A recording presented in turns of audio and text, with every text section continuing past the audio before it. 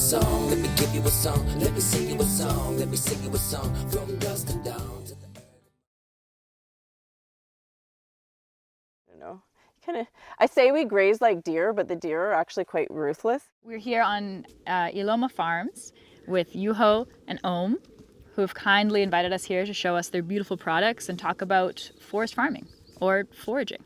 Many different terms for the beautiful way they work with the land instead of trying to shove something different into it. So, hello! Thank you so much for having us here. Thanks for coming. Welcome. It's our honor. Thank you for your patience with our live streaming. Yeah, no worries. It's all good. So, tell me about your farm. How did you guys end up here? Well, we've been here at Ilomaa for 2 years, caretaking, living, working with the land. We've been involved just next, so Ilomaa is 40 acres of forested land. So the primary species of trees we have here are Douglas fir, ponderosa pine, larch. Yeah. A little bit of aspen, not too much. Lots of wild rose, lots of the sort of different types of medicinal wild plants and the undergrowth is lovely. Next door to us, there's 40 acres and there's an ashram that we've been involved in. It's called Ishtadev Niwas Ashram, and we sort of co-create together with them. Next door, there's a lot more sort of farm, like traditional farm type infrastructure. Definitely still surrounded by forests. They're really who taught us a lot of the lessons in how to work with the land. Over here on the 40 acres that we caretake, we are really trying to work to conserve and preserve the land that's here, to take care of the land, to make it more... Bring it more to its kind of more natural state of the kind of forest that it's supposed to look like and be. Yeah. So that's Ilomaa. And Ilomaa itself is a Finnish word. Juho's from Finland. Mm-hmm. Many of our traditional teachers are from Finland. His mother and father have worked with the land for decades, you know. And yeah, it means land of joy. And we name the land, it's not to like claim it or say this is now Ilomaa. It's just to start to refer to the land by name as kin. You know, we are here within Amakas Tunacha, so many places throughout the territory have, you know, been named by the land and by the people already. This is just, 40 acres so that we can refer to her by name as well. So we take care of Ilomaa and she takes care of us. That's beautiful. I love hearing how much you're really working with her and not... Yeah, I love that. Just slowing it down and going back to basics, what is your favorite thing about the land here? Space. Yeah. And I mean, there's not many things that are feel better than being out in the woods, being in the forest. I think that's it for me.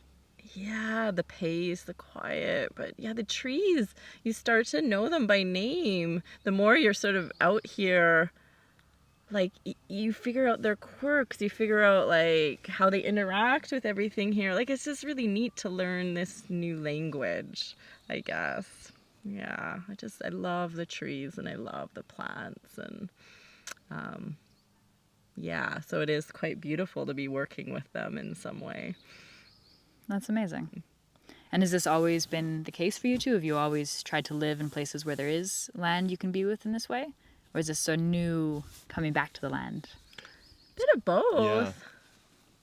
Yeah. I mean, I grew up rurally back home and then, moved to the city to go to university and jobs, and pretty early on realized that maybe the city life isn't for us. So that's how we ended up in the East Kootenays, in the Cranbrook area. And then that started feeling too urban or suburban for us. So 2 years ago, the time was definitely ripe for making this move. That was brewing probably for a few years before that. Yeah. I mean, when you live in this region, you're just always kind of on the land, and it is where we're happiest. Mm-hmm. You know, we love collecting our own firewood. We love, collecting wild plants. I've been, like I said, involved with the ashram for, over a decade, and it's very land-based practices. I've worked with folks from the Tanaka Nation, from different First Nations areas, and yeah, it's just neat to have connection with the land. And I think, 2 years ago, a lot of us were just waking up of like, okay, what are you waiting for? And I feel this land was waiting for us. And so, we made the move. From, nothing's really very urban around here. That's what's wonderful about it. But we made the move to be directly on the land. Mm-hmm. Yeah. 2 years ago, and we have not looked back. Yeah. Yeah, and there's a lot of things that go into it. Luck being one too. Privilege. That just how we managed to make it work. Yeah. We're really, really blessed that we were able to pull it off. Yeah. From kind of all the aspects of it, practical, financial, all of that. So. But it's hard work. Anybody who lives on the land knows this. We live in a Mm-hmm. one-room cabin, all off grid. For the first year, we were pumping our own water. We were, we won't talk to you about bathing, but, when I would go into work, 'cause I am an instructor at the college, I would use the facilities there. It takes time. It takes time, and that's what we started loving, just the slower pace and really being conscious and thinking about each action. Mm. Yeah, I think that intention is really clear in this world you've kind of cultivated here. This beautiful little patch of heaven. It's so nice here. And so you started making tea, salt, and honey, right? That's right. Tell me a little bit about the tea. What is this tea we're trying? So the tea we're trying is our spring fir tip and ginger. Mm-hmm. And so we have 8 different blends of tea right now. And again, the idea was to work with the land, to use products from the land, to use ingredients from the land. So this has fir tips that we collect it's usually June. It's interesting. We're a forest farm. We say we're a farm, but our harvest season is very different than other farms. Our harvest season is generally in the spring. Mm-hmm. So right now we're collecting larch. In June we'll be collecting fir tips, and then some of the other herbs that we grow next door and, in small batches here.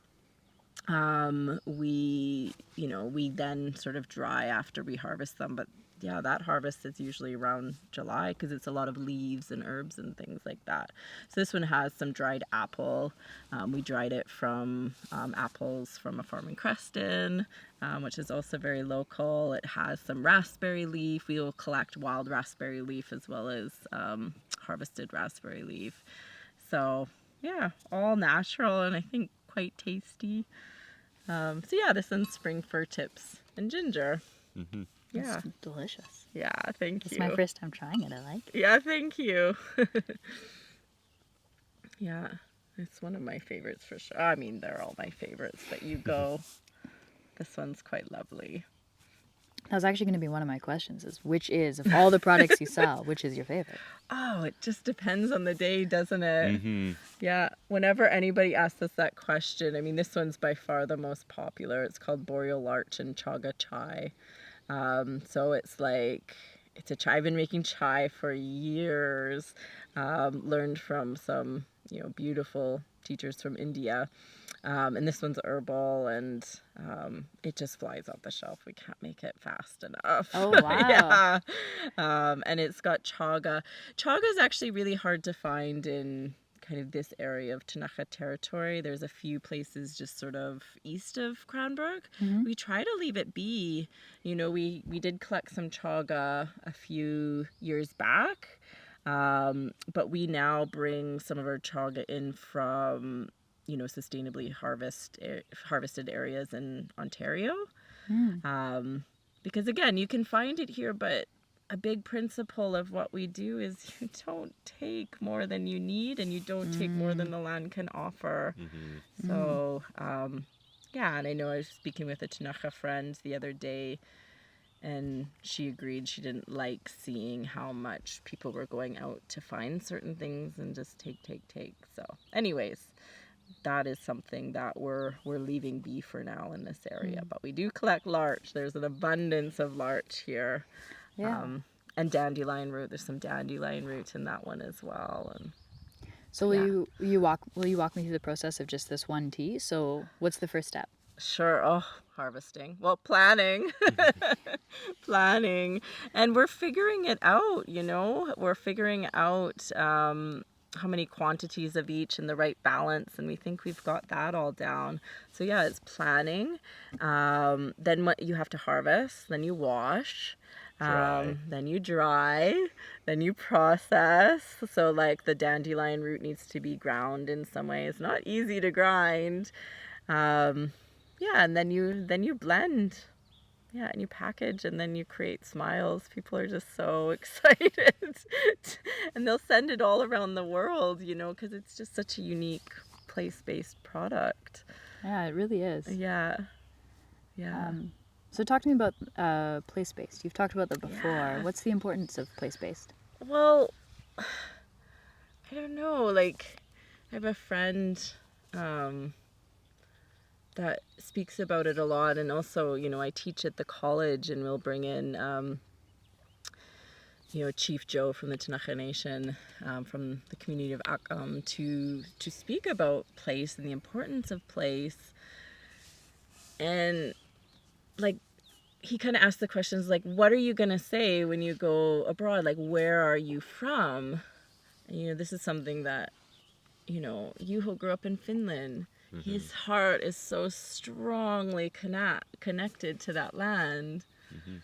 I think here in North America, myself included, as settlers, we are so disconnected from place. When you love a place, you'll take care of a place. So, like, we love this place, and our whole intention behind the teas is to offer first, to take care of this place first, and then receive, and then give, right? So, I don't know, place to me is like, it's where you love and where you want to take care of, and yeah.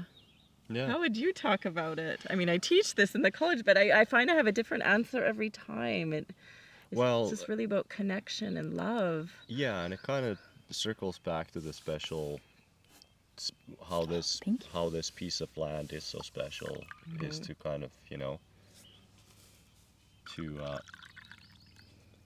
I don't know, spread that magic in a way, Yeah. So place is just what you love, and the true story of the place. Cranbrook has only been called Cranbrook for 100 years, and it wasn't the land that named it that, it was a man that named it that, right? So anyways, places, it's all the magic, all the things you love, and all of the things it tells you it is and what it needs. That's beautifully put. Yeah, sense of place. What I'm hearing is sense of place is really about being aware of where you are and feeling that connection to where you are. And wanting to contribute and wanting to offer to where you are. Yeah, really caring, taking good care. What a beautiful place this is, too. Just like the sun coming out on us. Oh, yeah. I'm going to look like a sparkly vampire beside you, too. But that's okay. We always focus on, like, the more beautiful lighting for the people that we're interviewing. And so thank you. That's always the goal. But then sometimes it comes out that we have, like, nice, beautiful backlighting for our guests. And then there's just, like, a smack dab light in the face of one of us. And that always looks a little funny. That's okay. We're here for the conversation. We're not here for the light. You talked a little bit about how you want to be giving back to the land and like working with the land. Can you tell me a little bit about how that factors into your business model, like how you manage doing a business but then also being responsible with the land? Yeah, I think it's about intention.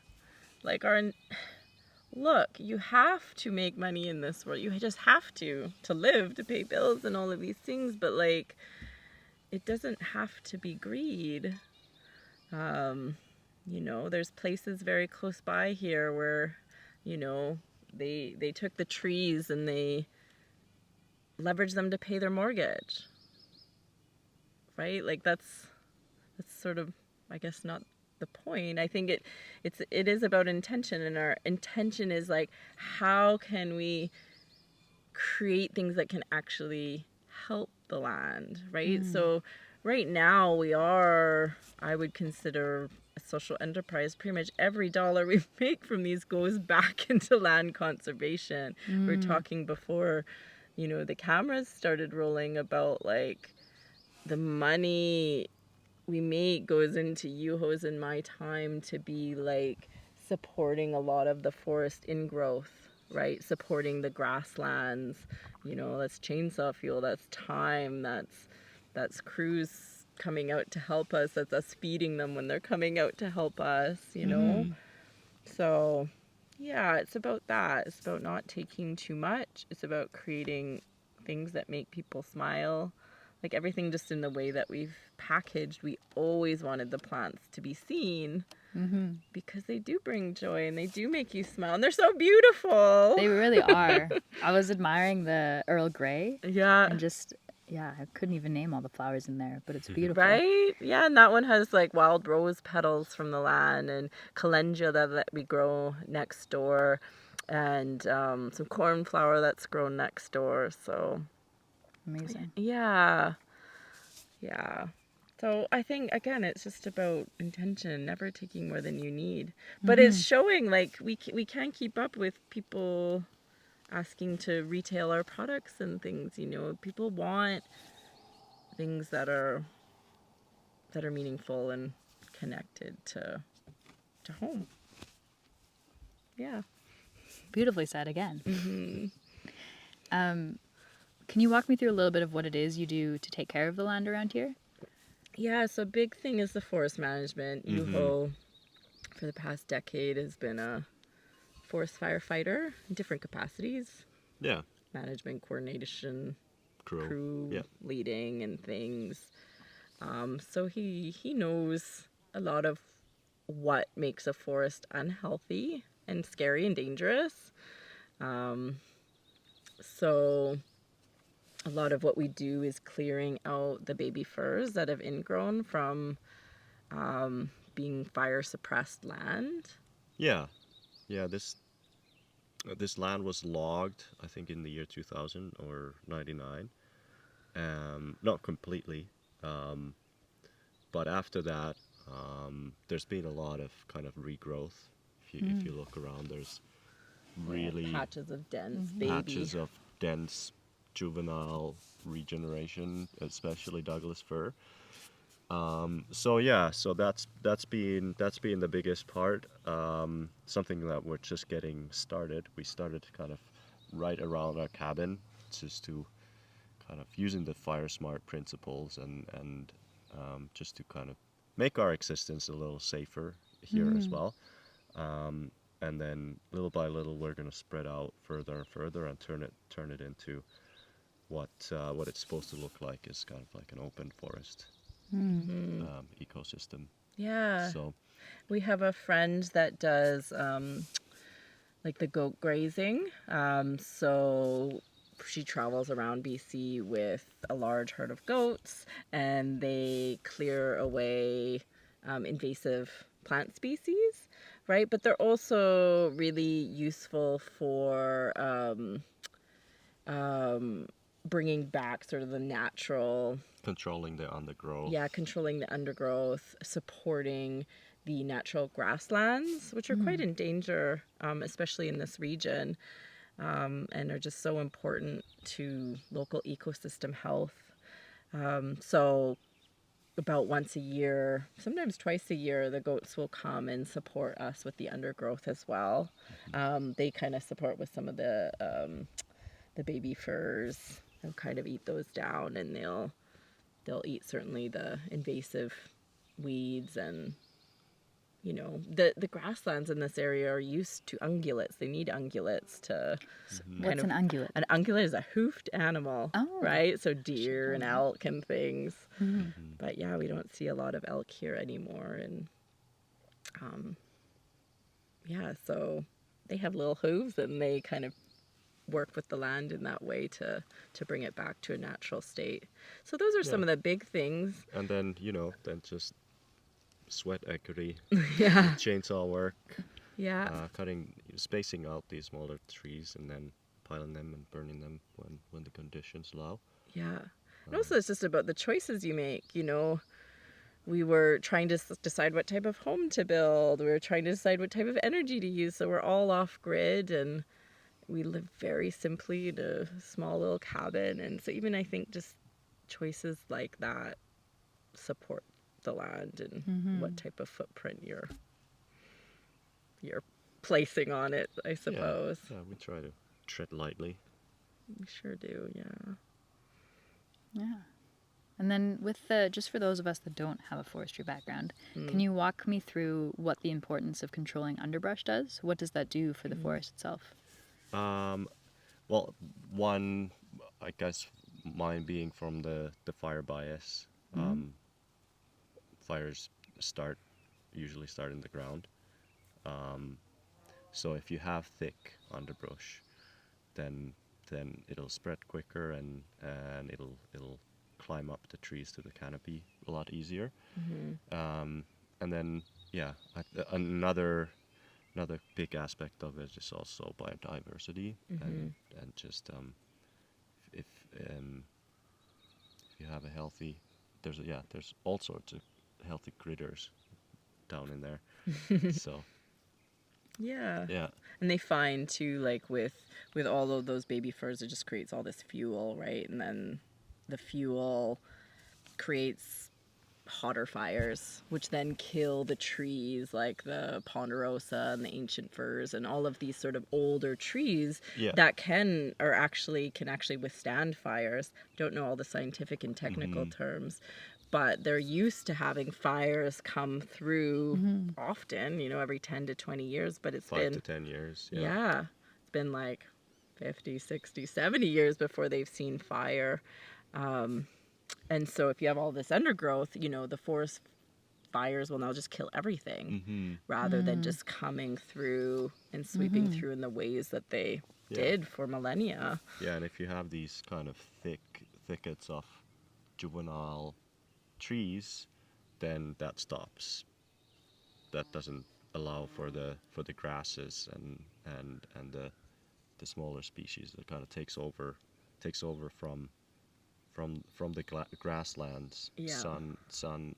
Sun doesn't get down into the grass level, and then the trees can eat all the nutrients off the ground that then these little grasses and bushes would otherwise need. So So it's just supportive of what the natural ecosystem should be and needs. yeah. And you can see it with all of the different plants that are coming up in the understory.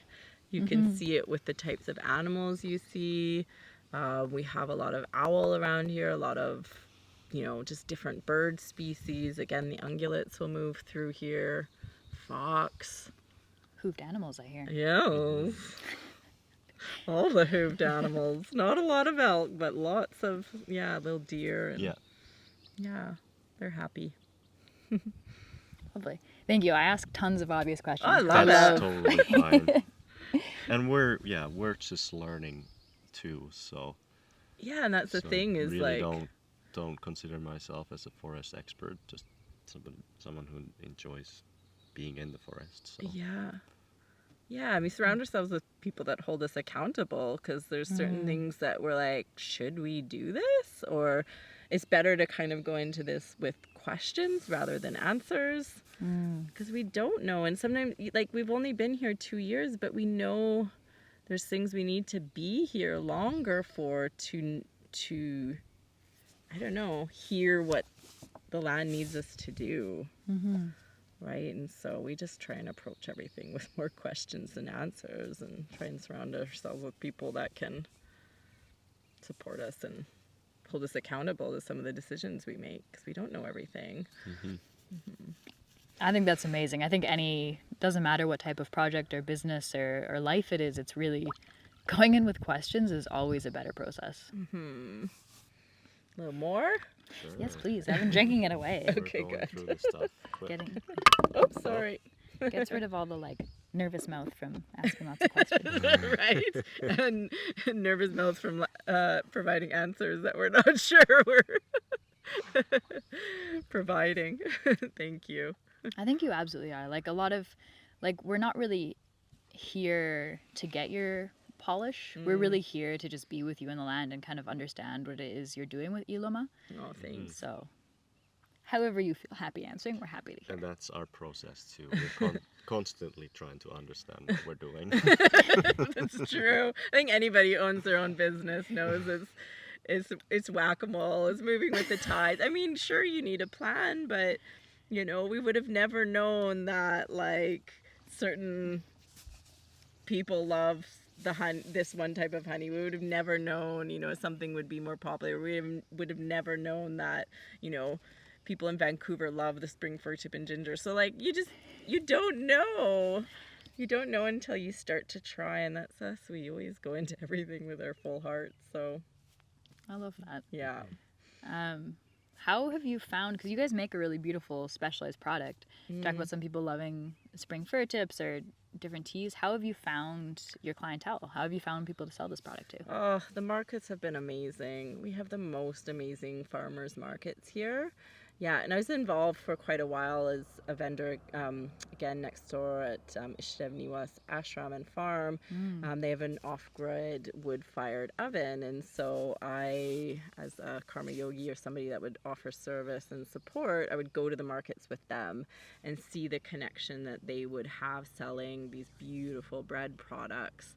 And you could just really see kind of the community-based interaction and the conversations and how food brings community together, all of the things why farmers markets are amazing. But Cranbrook has such an amazing farmers market. It just feels like family. So we started selling last year there, and it's just, people have just been really supportive, and you can have conversations and you hear what lights people up and you hear what people are interested in and you hear what they have no idea about. You know, lots of people, it's funny because people in the bigger cities are like buying things like this, but then you have lots of people locally that are like, what? You can drink that? You can eat that? It's like, yes. Then we're able to sort of invite them out to the farm and show them how we do things. So it's just, you know, it's a conversation. So we've really started out at the local farmers markets, and then we moved online, and now we have retail spaces that have been really interested in bringing some of our things in. Yeah, and the retail started at the farmers markets. They saw our products there, and then those connections were made at the farmers markets. Pretty much all of those. Yeah, instantly. Yeah, and then So- word of mouth. yeah. So kind of organically spread into some local retail spots, and Yeah, now a little further out. Yeah, it's really neat, the cross-pollination that happens at the markets. You know, there's a local soap maker that incorporates some of the plants from our teas into her soap, and yeah, it's just neat the way it happens. And then we partner, because we don't always take our honey off the hives. We really have an approach in beekeeping, and we're doing even more so this year, again in partnership with the ashram, to be very bee centric. And last year in particular, we're like, no, like the bees need the honey through the winter, and we didn't take it off. So we've had to work with some local beekeepers to supplement what honey that we did have with some other local honeys to create our honey infusions. We infuse all of our honeys. So yeah, you have partnerships like that as well, where you can kind of co-create and work together, right? And how does that work when you're going off this ethos of working with the land? Yeah. When you're working with other farms, how do you maintain that same level of sustainability if it's not your own hives and such? How do you? Oh, it's hard. But I think the thing, I teach sustainability in school, and I think the thing about it is it's not going to happen overnight, you know. So it's about us asking questions and try to find people that share in our values. I think it's obvious when people do not share in your values, but then there are some that it's like they're taking steps, right? And I think as long as people are taking steps, that's who we want to work with. Yeah. And are open to learning new things. You know, and, you know, one local apiary is like, what, you're not taking your honey off this year? It's like, yeah, no. But they're now saying, well, hey, we'll try that with a few, because there were a few that were struggling. And, you know, in this area, it's like the bees have a really hard time. Like the success rate over the winter is really, really challenging. Yeah, it depends. Yeah. So anyways, but you can start to have those conversations, and a lot of actually the beekeepers around here are wonderful, very small. They'll put their hives in like beautiful areas, and we don't have a lot of quote unquote GMO farming or monocrops here. So the bees are all generally pretty happy. Yeah, and what helps also, like we're dealing with small quantities. We're a Way smaller quantities. we're a literal mom and pop shop. Yeah. And So we have to work with others. exactly. Yeah. Yeah. So yeah, we haven't run into the issues that we need to get our ingredients in such a large bulk amounts that yeah. Sometimes you just sell out. Exactly. That's just it too. Yeah. And that's great news. Yeah, that's right. I think the wind brought a hair and attached it to your chin. If you want to wipe your chin. My face is like thank you. Velcro. With all the wind, it was sending some stuff at us, I think. I think I'm just asking because as we're like sharing your story and hearing it out, I really wanted to find a space to articulate the difference between what you guys are doing and working with other people and pulling other products versus the like not in my backyard concept. And I think there's a really important distinction there that I want to make of like you guys are sourcing out honey, but you're not just like hurting other bees in a different region instead of your own. Right. So can we talk a little bit more about that and like how, yeah, does that make sense what I'm asking? I'm not articulating it well, Yeah, perhaps. no, it does. I think like, again, our whole ethos is like everybody can thrive. Like, I don't know. And I mean, I tell my students this all the time. Like, we all have our unique gifts. You cannot be good at everything. And we're good at nearly nothing. You know, like we have to work with other people. So I don't know. We're not competitive in that way. We don't have an ethos of stealing. I don't know. Like I hope that kind of answers it. I think it's a worldview. Like we have to, like especially in a small community, we can and have to all be thriving. I think that's what I really love about Cranbrook is the way that a lot of just the local community cheers each other on, I guess. Supports. Yeah. I hope that answers it, but we have to work with others. You know, we work with other farms to grow our herbs because, again, we didn't want to rip up the land here. But there is land that you're able to diversify in small ways some of the crops that they're already growing, right? So we work with apple quill farms locally. We work with Ilomaa Farm locally. We work with some of the local apiaries locally because you cannot be all things to all people, and you shouldn't. Yeah. I think that makes complete sense. I think what I'm hearing is instead of just looking at the land that you're on and being like, okay, this is what we can do right now, you're really looking in the community sense of like, okay, our bees this year are not ready to give up their honey, but the apiary nearby, they're completely ready to be giving us raw honey. Yeah. So it's really, looking at a lot more community-based, which is lovely to hear. That's right. And then supporting, right? Like, we were like, there is another farm, again, Apple Quill, Ilomaa, where they have more infrastructure or where they can receive income from us buying herbs as well. We don't have to grow all of the herbs that make the beautiful teas, right?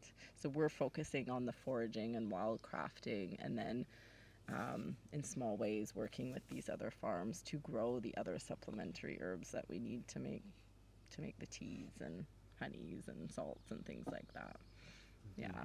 That's lovely. Yeah. Thank you. I know sometimes I ask a little bit more No, I love it. pushy questions, but I really want to share who you guys are. Yeah. Well, I think it's also who the community is. Yeah. And Cranbrook is, I think, really a community that's like that. Yeah. That's good to hear. Yeah. So in terms of this like sharing, can you walk me through a couple of the other partnerships you have with the farms nearby? Yeah. I'm trying to think. Those are kind of the big ones is Applequill, Ilomaa Farm, some of the local apiaries, one down in Creston. There's Moody Bee locally as well that we receive honey from. Goodness, beyond that, there's also, we receive the salt, so a lot of like local culinary folks were kind of interested in us creating a product like this. Plus I was starting to create things like juniper berry salts for my own cooking. So we forage the juniper berries, and then the salt comes from a place on Vancouver Island where they locally and sustainably harvest the sea salt, and so we're trying to keep all of the products within BC for sure. Yeah. Yeah. That's remarkable. Yeah. So is that how you ended up selling in Tofino? You know what? How did we start selling in Tofino? I think somebody had received the product and then they just reached out to us. It had nothing to do with the salts, but they were really interested in, BC made, locally made. Yeah. So it's just been actually a really beautiful partnership, because Tofino gets people from all over the world, so we get some really strange, interesting inquiries that we never thought we would get, like from Paris and somebody from down in like Oklahoma who just fell in love with our teas from buying them in Tofino. That's perfect. It was perfect. Yeah, they really connected with that local sense of things. I mean, who wouldn't? Yeah, that's what I think. So in terms of the business side of things, do you have a plan of where you want to expand to, or you like the size that you're at? What are your future plans with this? I know, we're just talking about that right now. Yeah. Yeah, we would like to do more retailing, but we kind of get, like right now we're in the thick of harvesting, right? So now we're talking about, okay, should we hire somebody? Like it's just always like that when you're growing a business. So I think our next step, we would love to hire somebody because the folks that we have friends that are just like, can we come out and help you pick fir tips? And it's just a really fun thing to do. So yeah, we would love to hire somebody. We'd love to be in more retail places, and we just like to catch up on what we're doing. Yeah, for sure. But at the same time, we need to keep it fun. Yes. So don't really have big plans for growth. Just kind of see more of what we're doing. Exactly. See how where it takes itself. Yeah. Yeah, we have other plans, like we've talked about with you before that Yuho has started like a sauna company, and we offer sauna experiences. And so a lot of our sauna experiences like incorporate talking about the plants and the land around us, because sauna, especially in Finland and what we're trying to do here, is very much a land-based practice. It's very connected to nature, and so it all kind of fits. So we serve our teas and talk about plants and things like that, but we're also hoping to maybe make some products with the plants that you can use in sauna or bathing, oils and salt, so like good. bath salts, and there's like drops you can put on the sauna stove that you could also put in baths. So or like brews that you can mix except the water you throw on the rocks. Yeah. So, yeah. Sort of thinking about I make things for me, but yeah, we're interested in sort of perfecting those for these types of nature-based experiences as well. Mm-hmm. Yeah. Very cool. Yeah. So tell me more about the sauna business. How did it come about? What do you hope to do with it for now? Yeah, so I was born, I grew up in Finland. We have more saunas than cars in Finland. Yeah, and Quite literally? Yeah, Yeah. there's 3 million Yeah, there's- saunas and 5 million people in Finland. yeah, That's True amazing. story. Yeah, it's We could like each have his our own parents have 2 in their home. yeah. I grew up in a house that had 2 saunas. And- One in the house, and then one in an outbuilding down the property. And is that like the equivalent of having like 2 bathrooms, or the equivalent of having 2 pools?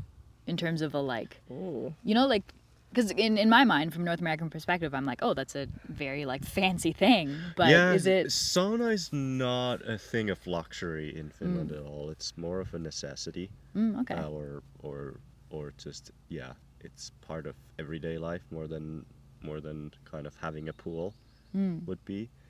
Oh yeah. It's like it is like sauna is Finnish. Like sauna Yeah, like it's kind of hard to describe because here we in North America it very much is a luxury, or there's all these different ways you can sauna, but like in Finland there's kind of like there's one way to sauna. mm-hmm. Over here. Oh, thank you. Outdoor life. Yeah, Yeah, and so we're trying to like really bring sauna culture here in the authentic way that Juho was just lives and breathes. yeah. And it really fits well in the setting that we're in here as well. So that's just starting. We started building the business about a year ago. We launched our mobile sauna unit just before Christmas. So what we do, we offer sauna experiences using the mobile unit. It's basically a sauna inside a trailer that I can pull around with my truck. We're gonna go out to a lake tonight.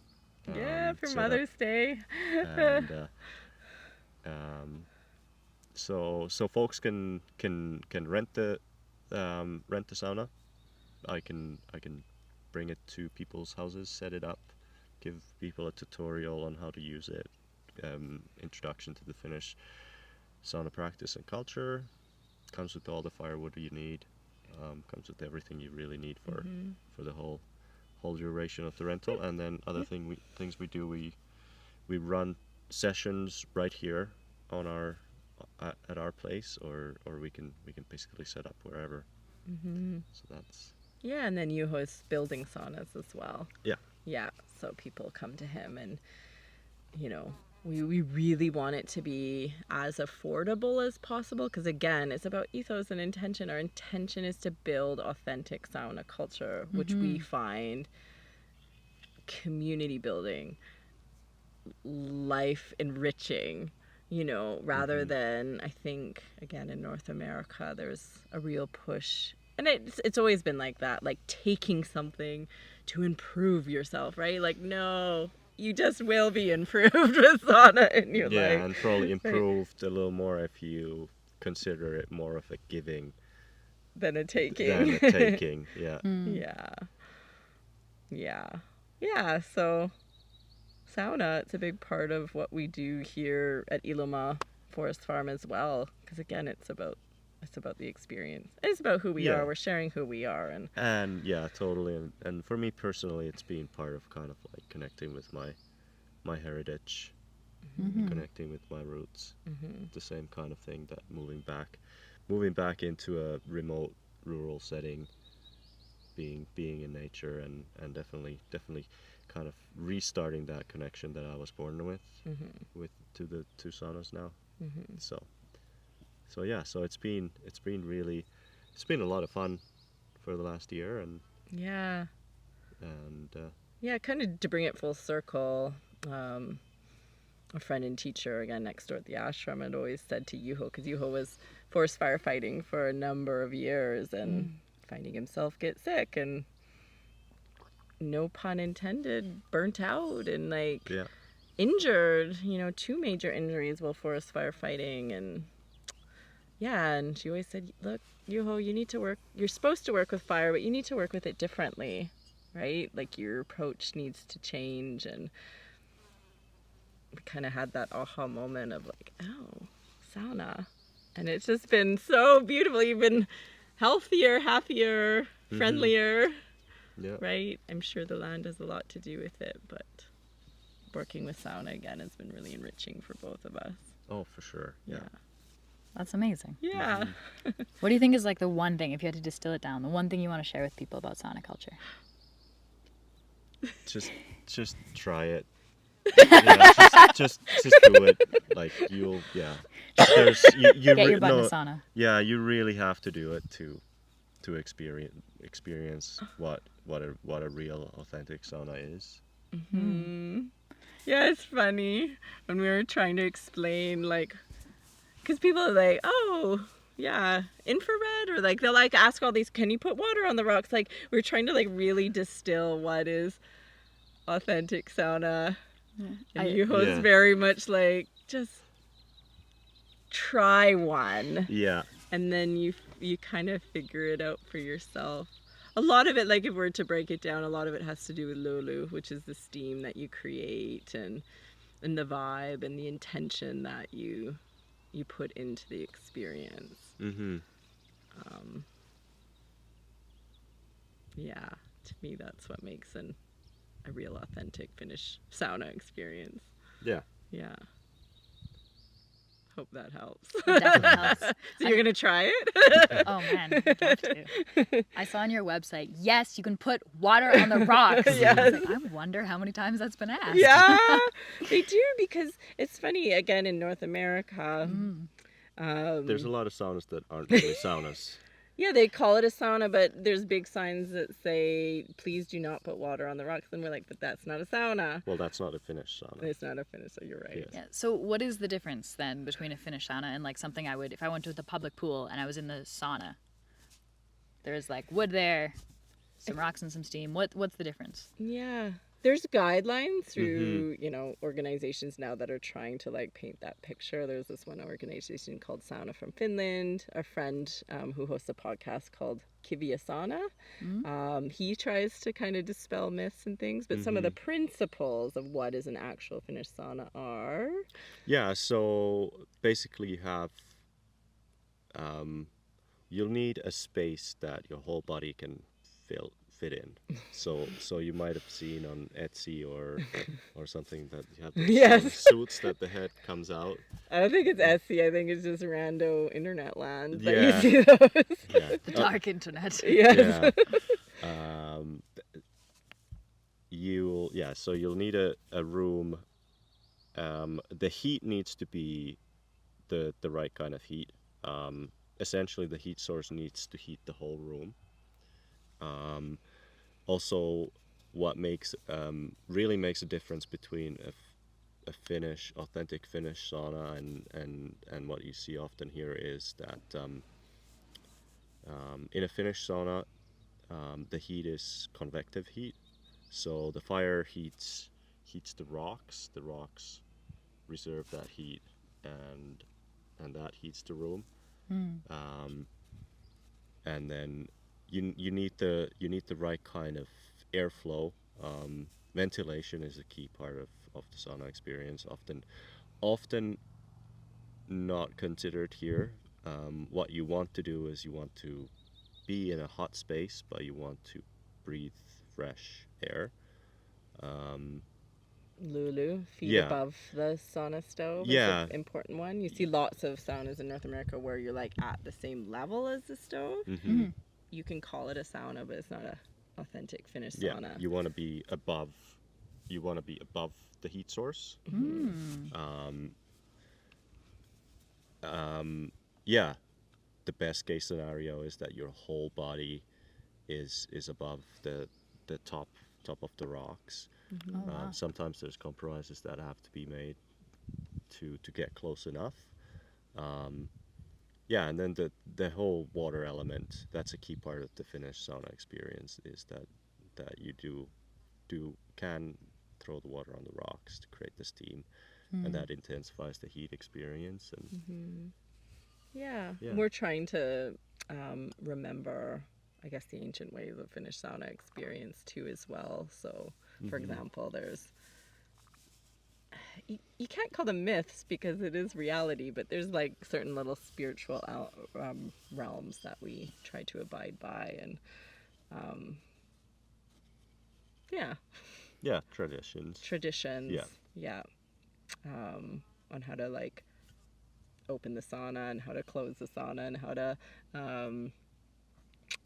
put the sauna to bed, as Yuho says, how to appease the spirit of the sauna and certain practices within the sauna.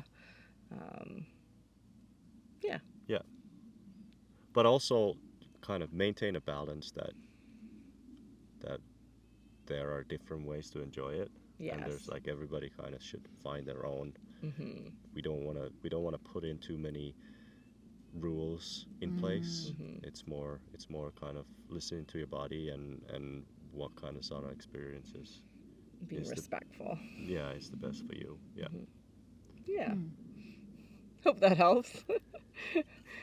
I mean, did it feel good to say? Yes, Yeah. it did. We're Yuho good tells then. a good story about what Finns say you should do in the sauna versus church. I don't know. That Oh, one's a yeah, really good so- story. Yeah. Oftentimes when people are explained how to behave in a sauna, that there's like you don't do anything in the sauna that you wouldn't do in a church. Oh, wow. It is a sacred space for Finns. Okay. I don't know the historical accuracy of this story, but apparently when Christianity was spreading to Finland and when they were trying to teach Finns how to behave in a church, they would say that you don't do anything in the church that you wouldn't do in the sauna. Flipped it on its head. I love that. I hope that's true. Right? That's great. Well, with this, you've talked about both sauna and then Ilomaa being a big part of your life. Tell me a little bit about the lifestyle that you guys have been cultivating here, and sounds like that's why you moved to this land. Yeah. Yeah, I think it's just slower rhythms. I mean, I Yeah, still work really in... slowing down. Yeah, you have to slow down because there has to be listening, right? It's like, even like we're parents of 2 boys as well, and they're men now, but to be a good parent, you got to slow down, you know? It's the same with to be in right relationship with the land and even sauna practices, like you have to slow down. So that's really changed for our life. We're very intentional about where and when we drive. Again, you have to be just for reality, but it is also about the life we live here. I mean, I do work in town at the college, and yeah, just intentional about when I go in, and yeah. Yeah. Those are main things. But then also, like, something, again, the ashram has taught us is that stick to a schedule, right? So when you have discipline in your schedule, it creates freedom for creativity and other things, right? I don't know, it kind of keeps your mind focused. Yeah, it gives you a box to step out of. Exactly. Yeah. Yeah. Or to kind of build from or bloom from, I guess. Yeah. Yeah. So just being intentional and slowing down. We do a lot. That doesn't mean we're sitting in the hammock. You cannot be sitting in the hammock all day.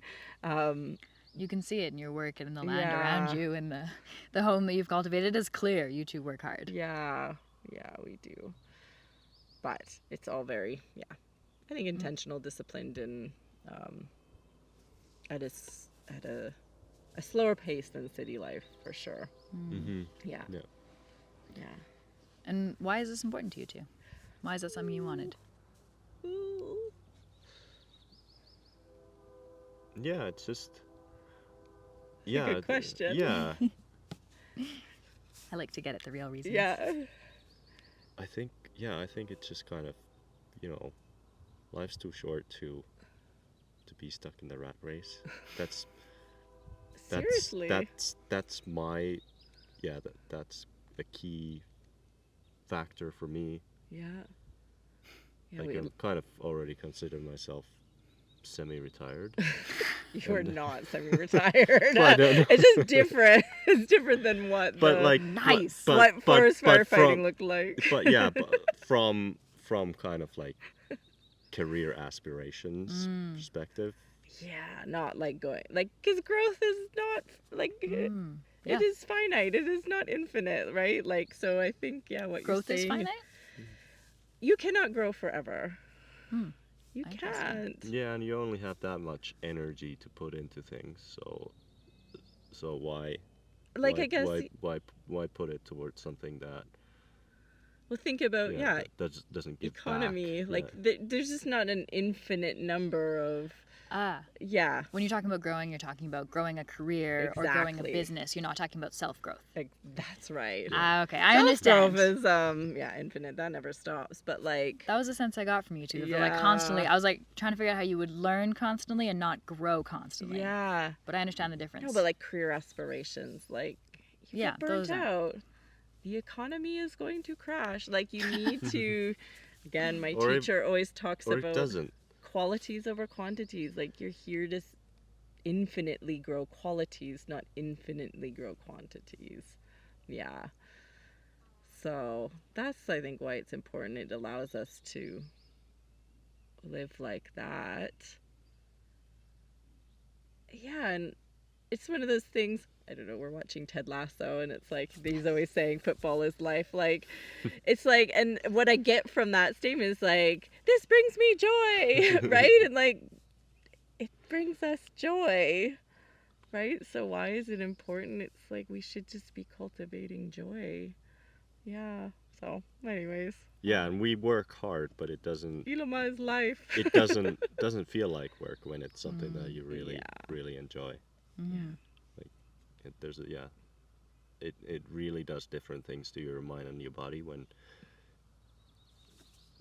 work does not feel like something that's a burden to your life.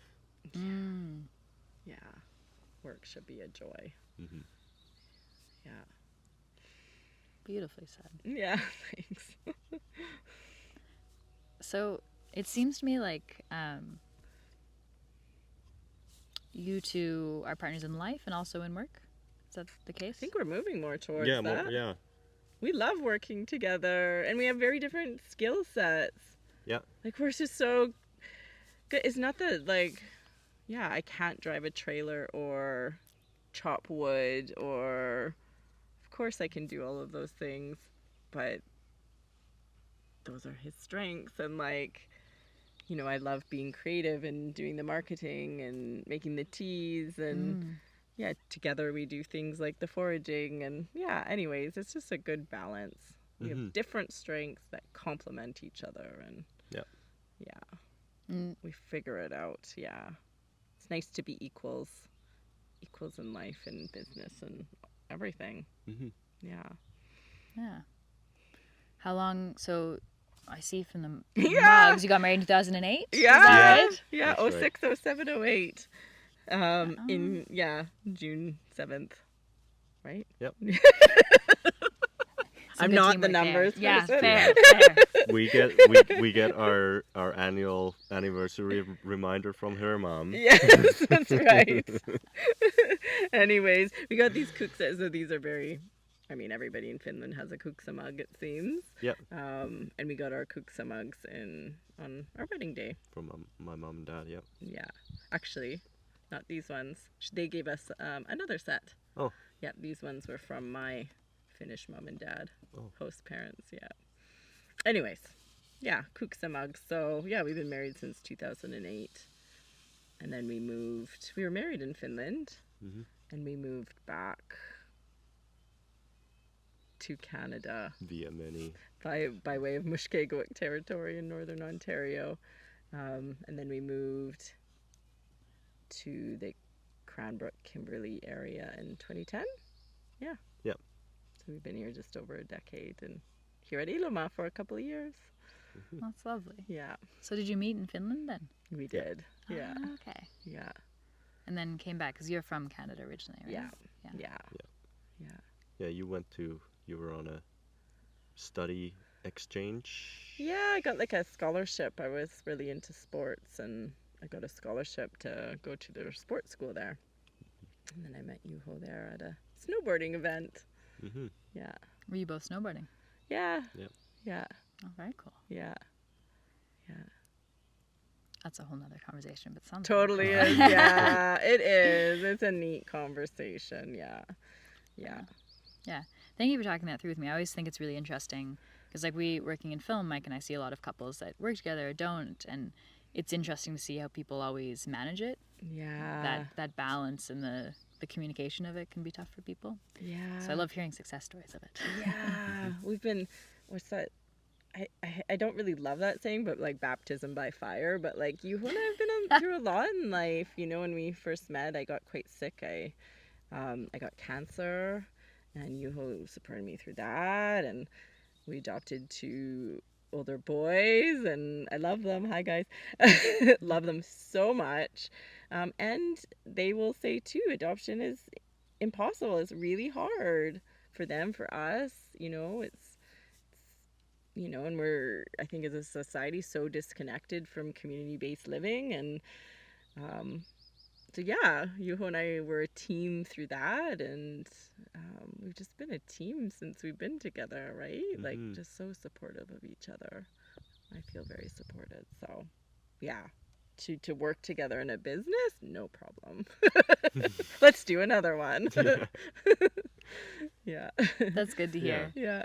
Because it really shows up in all of the research we did before meeting with you today. So it's nice to hear so directly from you too that it really is what you seem to be representing. It's nice to hear. Oh, thanks. Yeah. And I don't have a whole lot of other questions, but I really need to ask about this mug. Yeah. It's beautiful. That one also, that was one of the first gifts my younger son gave us. And for Mother's Day, and it's Mother's Day today. I didn't even know Juho was bringing that one out. Mm-hmm. That's ended up being kind of a last minute addition, just kind of happened. We needed something that isn't branded. And then out pops my son's Mother's Day mug. He made that for me. It's so nice. It's beautiful. Yeah. Was there anything else you two want to touch on in conversation that you feel we haven't yet? Oof. No, we're just happy to share in the joy. Yeah. Yeah, we love that you love it out here, and thank you for visiting us. Yeah. I don't know how to tell you how much of a pleasure it is to be sitting in the forest with you It's been a two nice in the sunshine. day. We got so lucky. Yeah. Okay, well then, if that is everything, say cheers to you on Mother's Yeah, Day. Happy thank Mother's you. Day. Thanks for having us. Thank you for being here. They look like little Muppets. They're a lot less prickly than. Yeah, it's quite See fun. that? Like, it's just so fun.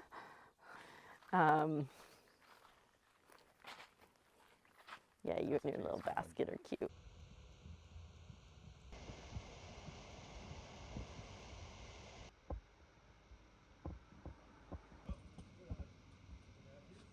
We are here in Cranbrook, and you would not know it, but we are both at a professional level farm and in the middle of town. We're very lucky today. We're joined by Christian Kimber of Three Crows Farm, and he's going to tell us all about his farm and what got it started. So yeah, come sit down with us. Hello. Hi. How are you doing today? Good. Yeah? How do you feel about being on camera? This is fine. All right, you're much more comfortable than me. This is going to go easy. All right. So, do you want to start by introducing yourself? My name is Christian Kimber. My family moved to Cranbrook in 2008. And in 2011, I started farming with Three Crows Farm with a couple backyards, a bicycle, a bike trailer, and a farmer's market.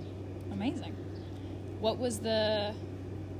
Why did you see a need for backyard farming?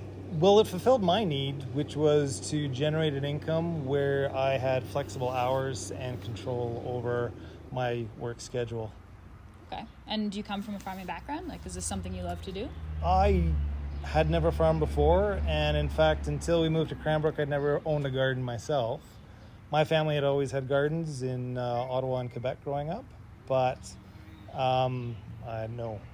There are farms, cousins of cousins have farms in Saskatchewan, like 9 sections, but nothing I'd ever really experienced. Wow, I'm impressed. So you were self-taught, basically. Self-taught, yeah. From the growing point of view, obviously there's unlimited help on YouTube, and some of it's even useful. But I also followed a model, Wally Sasquatch, out of Saskatoon, started spin farming, and I saw an article on him years ago, and where he had gone from agricultural farming in fields to backyard farming in Saskatoon, and was making a go of it, and he was promoting some of his business plans and the model that he follows. So I thought that was a good place to start. Awesome. And so Three Crows Farm is all spin farming. Can you define for me what spin farming is? Sure. In a nutshell, SPIN stands for a small plot intensive, where you're taking advantage of a number of smaller garden-sized plots. They could either be in someone's backyard, or they could all be in one space. You could certainly run it on a 2-acre space. And the intensive part is where your spacing is a little tighter, your rotations are quicker, and you're focusing on high-value, quick return crops. Oh, okay. And what are the high-value, quick return crops you focused on?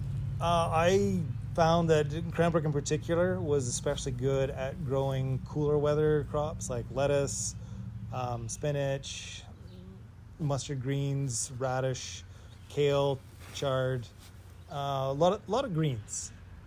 Tomatoes and peppers are real hard to do without a little bit of infrastructure.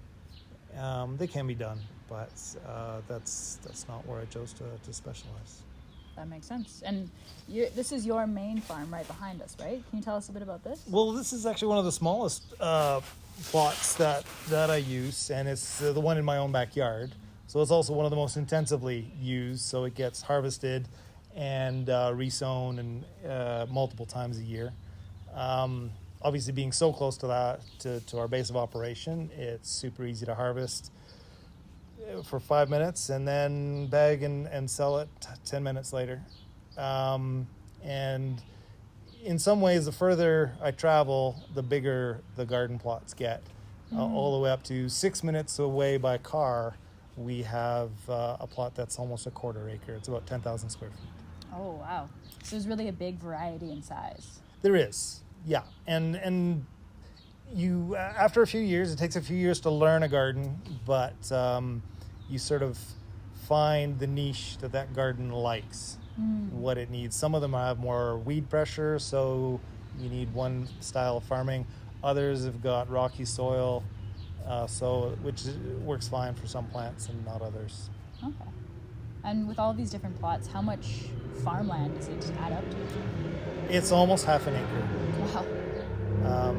Which is not a big farm, but because we're growing, like the beds here will probably get at least 3 different full crops, probably 4 different full crops between April and November, when we finally give up, and each of those will generate a useful amount of revenue. And that's really where you can see the intensive part comes in. That's right. Yeah, obviously, if you're running 9 sections like my dad's cousins in Saskatchewan, you're not going to hand weed. You're not going to hand harvest. You'll be using massive combines, and you'd be happy to get $500 an acre. Whereas, gross revenue, and I'm pulling numbers out of nowhere. I haven't farmed in Saskatchewan, but they've got the size to make that saleable. Here I might be generating $800 off of a single bed, which is 30 inches wide and 50 feet long. Wow. And that's $800 over that season you mentioned? No, or that's per harvest. per harvest. Wow. Yeah. So again, this is sort of on a, not every bed does that. And not every time, and that's gross revenue. That's not accounting, paying person hours or, amendments or any of your expenses. But gross revenue, you can do that 3 or 4 times in a season. If you're selling arugula, Wow. baby arugula to a restaurant, you can generate that quantity. A lot goes into it, though. Yeah. It sounds like a lot of hard work. How much of a staff do you need to maintain all of these plots? It's somewhat variable. Right now, startup is 2 to 3 part-time staff or 1 full-time, plus myself. And we can usually get it rolling. But by the time we're into July, when we're harvesting, but also planting, so we're doing the setup and the harvesting and the processing and going to markets, that you need more staff, and you need at least 2 full-time staff plus myself, and it helps to have another part-time person to come in the odd afternoon or evening. So there's a variety of sort of work levels that can be accommodated. Yeah. And if you don't want to answer, this is a more personal question, but is then, as like the head of the farm, is the gross revenue enough to be an income for one person? For one person, yes. To sustain a family, they would have to be a pretty frugal family.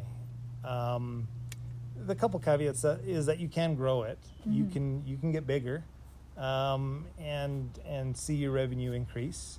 And I definitely know other farmers at this level who have doubled their level, and then it's a husband and wife team, and they can make a living at it. But it's it is a useful amount of revenue, and it is a useful amount of flexibility within your schedule, and of course it's seasonal as well. You definitely have some time off, when you're not knee deep in rhubarb. Fair enough. And is expanding it something you're looking at doing? Are you happy with the size you're at? I'm pretty happy with the size I'm at. I'm almost at that size in between where if I went smaller, I could do more of it myself and have more control over my schedule and have fewer markets to sustain the revenue. Or if I went bigger, I could hire more full-time staff and generate enough revenue to sustain more people, which would allow me more time off.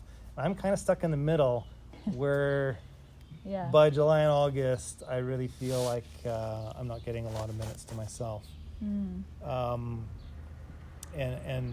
I don't have the staff to cover all those aspects. So I kind of feel like I need to get smaller or bigger. And bigger is tempting, but you have to be have a particular focus. Yeah, and it's a lot of work already, so it sounds like you would really be increasing the workload, but I guess hopefully decreasing your workload a little bit if you went bigger. Yeah, and a lot of that is finding the right people to work with. It's a challenge to hire people at a sustainable wage, and give them enough hours and pay them properly so that they're. And then, of course, I could get that up and rolling from say May till October, but then I don't have anything for them to do come November, and unless they have a lifestyle where they've got a November to May job. Ski bums pay attention. Then Ski bums looking for jobs. You heard him here. Yeah, and I mean I know of a small farmer in Revelstoke, and that's exactly his professional route. He's a professional free skier, and a farmer in the summer. That's a great lifestyle. It's not a bad way to do it. I'm a ski bum myself, but I wouldn't say I make any money off the skiing part. That's hard to do. Yeah. I did notice I honestly lost track, but it looked like there was a good somewhere between 6 and 12 pairs of ski boots in there. Oh, yeah. Different types of skiing, at least, I think I saw. Yeah. My wife and son do a lot of cross-country skiing. I'm more focused on downhill. We haven't really got back into touring since we left the coast. It's just a challenge to do with my older son. Fair enough, yeah. It's a challenging task for anyone. I think Mike and I toured up a mountain when we were back on the coast in the fall, and he seemed to be fine. Light and breezy, easy. Yeah. I was enjoying it deeply. Dying the whole way Well, up. it's just nice to be in the mountains. That's always what I focus on. You know, I'm Yeah. like, you know what? I might be dying, Yeah. but it is just so gorgeous. I couldn't imagine being anywhere else. Oh, obviously, we're in the middle of the Rockies. There's plenty of opportunities here, but it's even easier on the coast, I think. Going back to your work, though, you talked about the different markets that you supply with your farm. Where do you find you're able to sell your produce once you have it harvested? My main source of sales is the farmers market in Cranbrook and the farmers market in Fernie, which is an hour away. And they get rolling. The one in Cranbrook will start in 2 weeks, and it'll run straight through till the end of October. And then the Fernie one, I think, is July and August, and half of September. Okay. That's the bulk of my summer revenue, and maybe a third of our revenue is restaurant based, and we also do some sales to some resellers, some local market produce stores. Okay, very cool. And how has it been selling to restaurants that have very specific demands? And I know you've been selling before COVID and after. Did you lose a lot of the restaurant business then? And Well, certainly when the restaurants had to close, I was one of the first phone calls they had to make, and it was understandable. I get it. There's nothing anyone could have really done about that, but it definitely reduced our revenue in the short term. Luckily, we were able to keep the farmers markets open, and that's sort of the beauty of having a mixed sales, and the farmers markets really saved us there. And some of the wholesalers are helped as well, where they were happy to take on some of our extra production. Oh, that's amazing. And how is it now on the other end of COVID? Has it gone back to more restaurants, or is it still predominantly Well, the restaurants are open, so the restaurants are wonderful. The ones that I work with are absolutely, the chefs really look forward to it. They understand the seasonability. I try and communicate with them what's ready, what's going to be ready, what I'm going to run out of, what's great quality, and what is... Sometimes there's a crop that's on its third harvest, and you're like, well, if you're making pesto, this would be great. If you're making a salad, it'll be ugly. And some of the chefs are on top of that, and they get it, and will double the order of certain things. So there's a constant communication with them. I try and do all my deliveries personally, so I see them, and I send them an email communication once a week. Amazing. And it really does take a chef in a restaurant where you've got a little more flexibility with a menu. They can do a special of the day. And reboot your mic. So it really takes that connection with them. it's a connection. When you're talking to a professional chef, they're excited by flavors and food and fresh produce and high quality ingredients, and they really understand how they can take advantage of that. If you go to other restaurants where they're mostly getting everything off of the back of a Cisco truck, they have to be more specific with their supply, and I understand that too, and so I don't get as much business from that style. But every once in a while, they'll throw in a fresh arugula salad, and we're able to help with that. Some of the challenges is being consistent, and also, while our product is very fresh and very high quality, it doesn't always come perfectly wrapped in the same size, and so they have to spend more time sometimes washing it. Every once in a while, there'll be some great big spider that crawls out of a lettuce head, and not every kitchen's used to dealing with that. So there's a learning curve on their part. Yeah. There's what I can do for them on my part. But ultimately, it is going to be a bit of a different product for them to handle, and the ones that take on the challenge, I commend. From their side, though, it just must be such a treat to be able to, like, have fresh local greens like that. Like, compared to a Cisco truck, the chefs must be so excited. It's kind of a different product in a lot of ways, and yeah, we get that.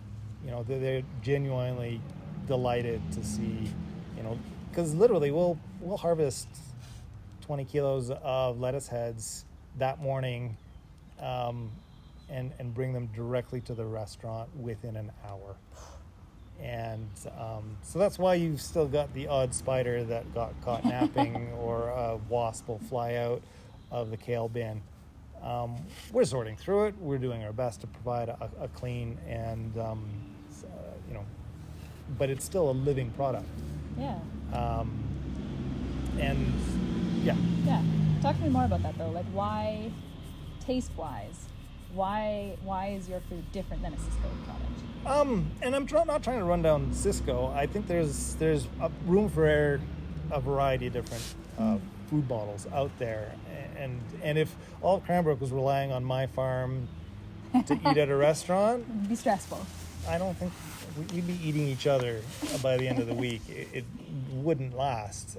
So there's a good reason for all the different systems we have. Well, maybe let me phrase it differently then. Why is homegrown vegetables different than supermarket vegetables? My perception, biased as it is that because we're able to deliver within such a short time frame, we can harvest at peak of ripeness or peak of fresh of its, and we can deliver so quickly that there is very little degradation between field to fork.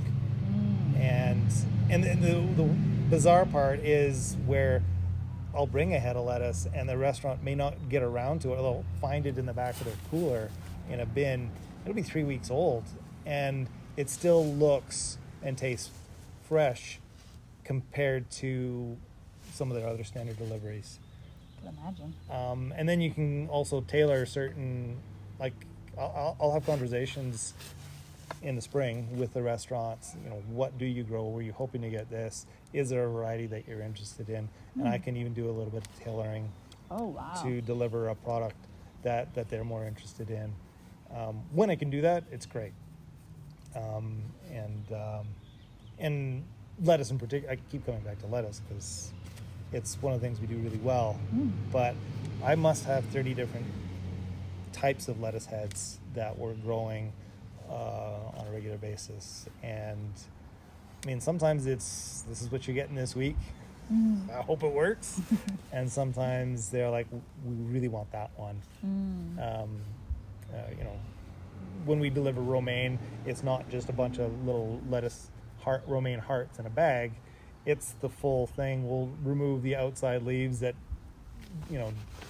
were damaged, but you're still getting about 4 or 5 times the volume of romaine. And you're not just looking at the heart, you're looking at the whole leaf. It's got more structure, more sweetness, more crunch. It's almost a different animal completely. And building a salad out of that, the flavors are they're quite different. In some cases, like there's foods that I'd eaten my whole life, and then I came back to growing it. And then fresh broccoli, for example, you can eat it straight off the plant when it's properly grown, whereas it can take on easily really bitter tastes if it's older or heat stressed, and we recognize that pretty quickly, and we'll just change plants or change the way we're growing, or remove the plant and grow something else. Yeah, wow. And so you must have a constant supply of fresh vegetables. But what is it you love about this farming? What is it you love about the vegetables? Like it's so different all the time. It's a real game of 3-dimensional chess where you're trying to plan 2 weeks, 4 weeks, 3 months in advance. What's this plant going to do? Where does it have to go? What is the strategy? What companions are going to work well with it? what's our irrigation strategy, what's our fertilizing strategy, and every bed is going to be just a little different. Now, and so there's compromise at every section. You can't always have everything perfect for every crop, and so you're constantly rotating and trying to optimize. And so there's how you get it optimized and how do you mitigate your problems. And then there's always the things that show up that you didn't predict, which can be wildly frustrating, but at the same time, that's why it's part of the challenge of it all. And of course, it's not just the plants. You've also got staff that you have to coordinate. There's skills that they need to understand. There's schedules that everyone needs to follow to maintain some form of balance and humor. And I mean, even we're looking at high temperatures this week, so how are we going to adjust for that? How are you going to adjust for that? We will start earlier in the day and end earlier in the day. We have indoor tasks for certain parts of the day. We might modify our irrigation. I've definitely moved into adding more shade structures into the garden, which pays exceptional dividends. A different mulching strategy has helped as well. Just to allow more airflow through it, or? Sometimes you need more airflow. Sometimes you need more soil cover. You need to cool down your soil or heat up your soil. And in April and May, You never know. it's never right. It's too cold in the morning, and it's too hot in the afternoon, and it's too windy, and then it's it'll drive you nuts. Gardening in the Rockies. That's exactly what it is. So what's the big win you've had lately with all of the different things coming up and it being May? I mean, there's one of my favorite things that I've been experimenting with over the last year or so has been partnering with one of the restaurants that's been excellent. I allowed a name drop? Oh, please do. Yeah. What's the restaurant? So the Hideout, for example, Oh, amazing. has been brewing their own beer for several years now. And the brewmaster has been providing me with spent brewing grains. So when he brews, he'll give me a call, and I'll roll in with my van, and we'll load up like a 800, 900 pounds of spent brewing grain in buckets. And I've been experimenting with how to incorporate that into the garden. It's a really nice soil amendment. But you have to mix it in within about 24 hours of getting it, because it's so wet and clumpy. It will go anaerobic in about a day. Apologies. Can you define anaerobic? Anaerobic is when bacteria break things down without oxygen. And it's the difference between bacteria breaking things down with oxygen, and then you've got sort of a sweet composting, not unpleasant odor, versus anaerobic smells like dog vomit. So if you get it in on top of the ground within 24 hours... Well, you got to spread it on your ground and then mix it in. Within 24 hours? Yeah. Otherwise it smells like dog vomit. Yeah. Not appealing for produce. Or the homeowner, or the people working with it. I could see people not wanting you to spread dog vomit in their backyards. So we're figuring that one out. How did you learn that? Well, mercifully, the worst of it was done in my own yard. Good news. Except I literally just backed it up and put it in my compost bins, which are located in the front of the house against the sidewalk. And just loaded them up, and within 3 days, it was unbearable. What was it like for the rest of the neighborhood? Was it unbearable? Didn't actually field any real complaints, but yeah, I couldn't stand it. So I buried it, and I was like, okay, I can't really smell it now that it's buried. Put 2 feet of, grass clippings and soil on top of it. Buried it within the compost container still? Just threw stuff on top of it to make it go away. Yeah, and came back to it 6 months later, opened it up, nothing had broken down. It was the same problem all over again. So then we had to shovel it out, and then I threw it on the garden, and then I worked it into the garden, and then within 2 days, it had gone the aerobic bacteria, and that had basically changed the nature of the compost. To no longer smell like dog vomit. That's right. So when we can, we'll take the grain, lay it out on a garden, and roll it in, till it in. If we don't have a open garden space that we've got available, middle of July and everything's growing, then we'll move it into a compost system. But we have to sort of spray it on the compost and then mix it in. It's a lot more work. Okay. So basically, spent hops are a really good way of enriching your soil? Spent grain. Spent grain. Is an excellent way. It's as good as coffee grounds. It brings all the worms out. If you're not careful, it'll draw the deer in, and it has a real nice nitrogen boost and really feeds your bacteria. There's quite a bit of sugars in there too, so you're feeding your soil, literally feeding your soil. The one thing I did notice, and I learned this the hard way, is that it will reduce germination. Oh. So again, I'm spreading it into a garden and then I'm tilling it in. But if I direct seed into that, I won't get anything showing up.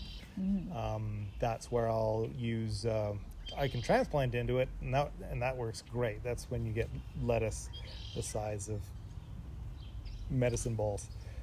Yum. But it'll reduce seeding. So spent grain is great for putting into your garden and transplanting plants into, but if you're trying to grow plants directly out of that spent grain, really decreases it.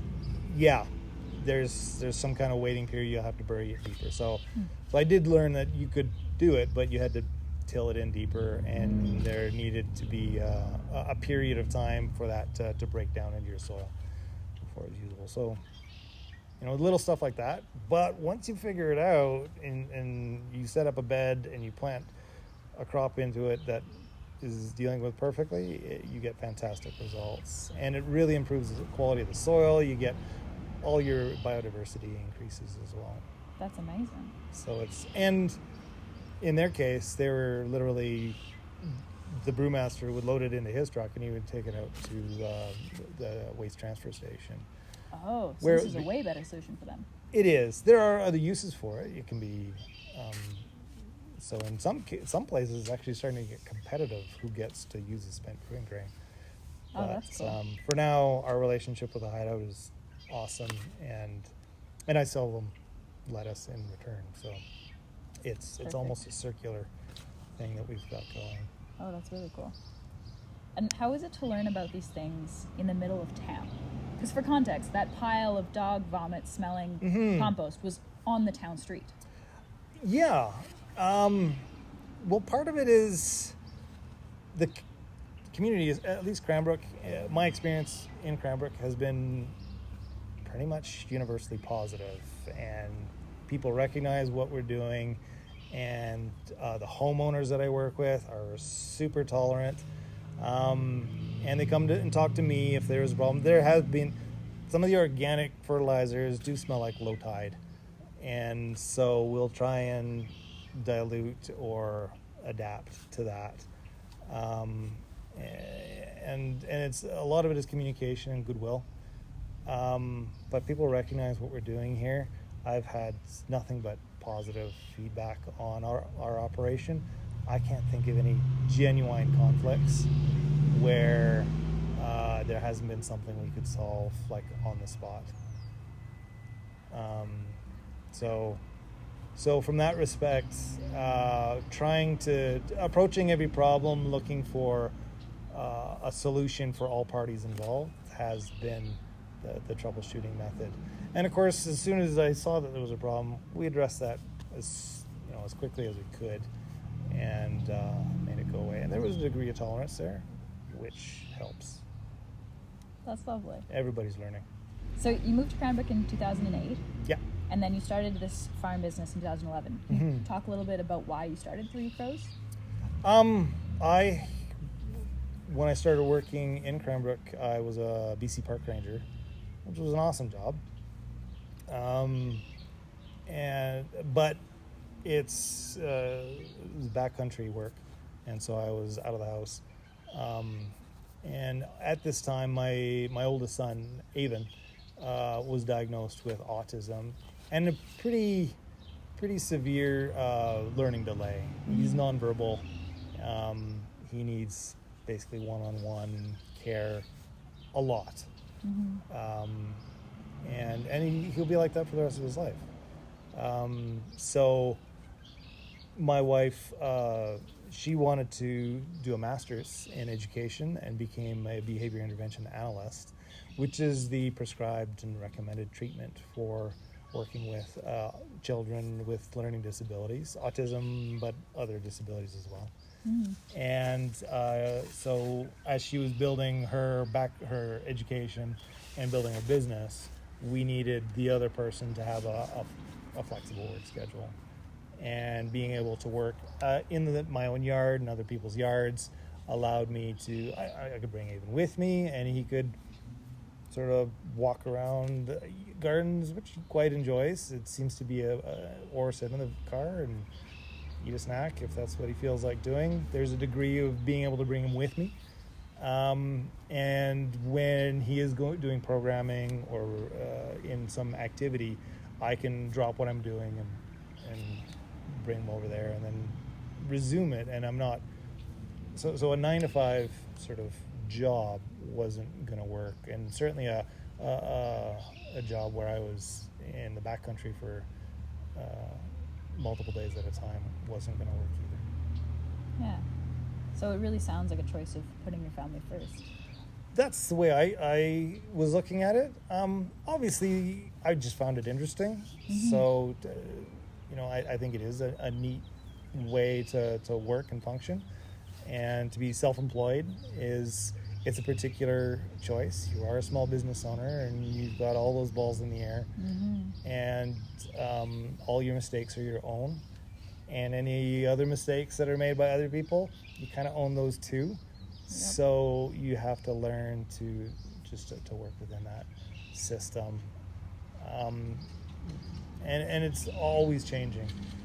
You can complain about, I can complain about spending 2 hours bagging lettuce before a market, but I put on a podcast. It's my own time.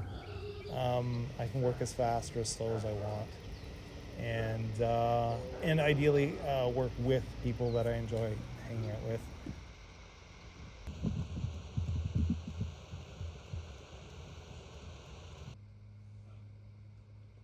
I see pepper plants, eggplants. We're just a short 7-minute drive out of the downtown of Cranbrook here. We find ourselves on this lovely family-run veggie farm. I'd like to introduce Eric. Good morning. Good morning. Thanks for joining us. Thanks. I know it was a busy, spring is always a busy time, isn't it? Very, very busy, crazy. Mainly this year. We went from winter to summer. Just like that, and now we're in t-shirts. Yeah. Thanks for having us. You're very welcome. Beautiful spot here you have. The fields are just right behind us there, and I'd like to know a little bit about your history in farming. When did you first start farming? Oh, story started when I was 4 years old.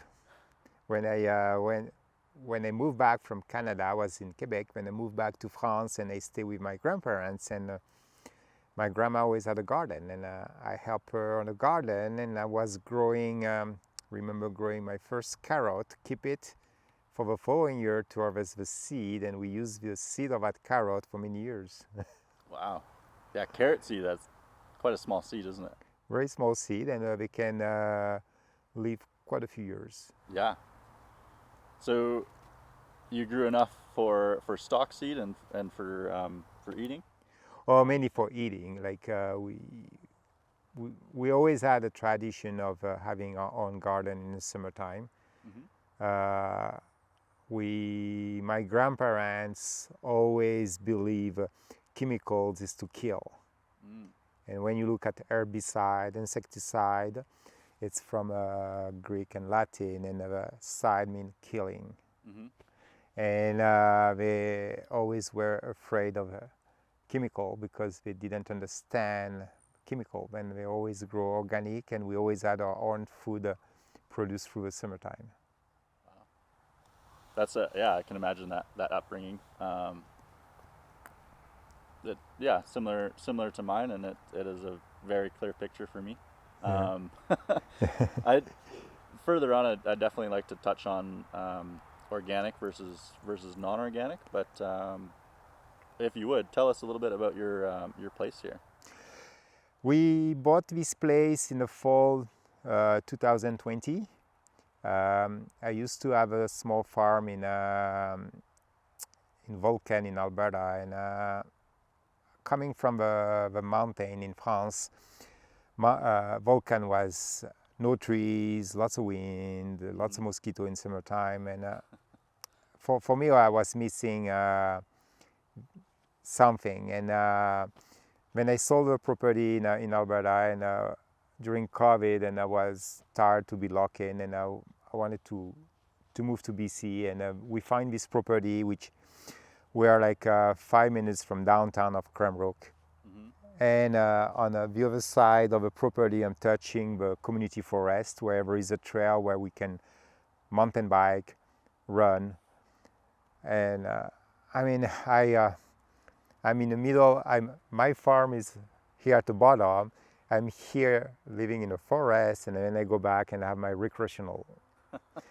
And then I go drive 1 kilometer, and there is a rail to trail between Cranbrook and Kimberley, where we can bike, or I go there do roller ski for training for cross country ski also. Yeah. I mean, it's it's ideal. It's such a beautiful place here. Yeah.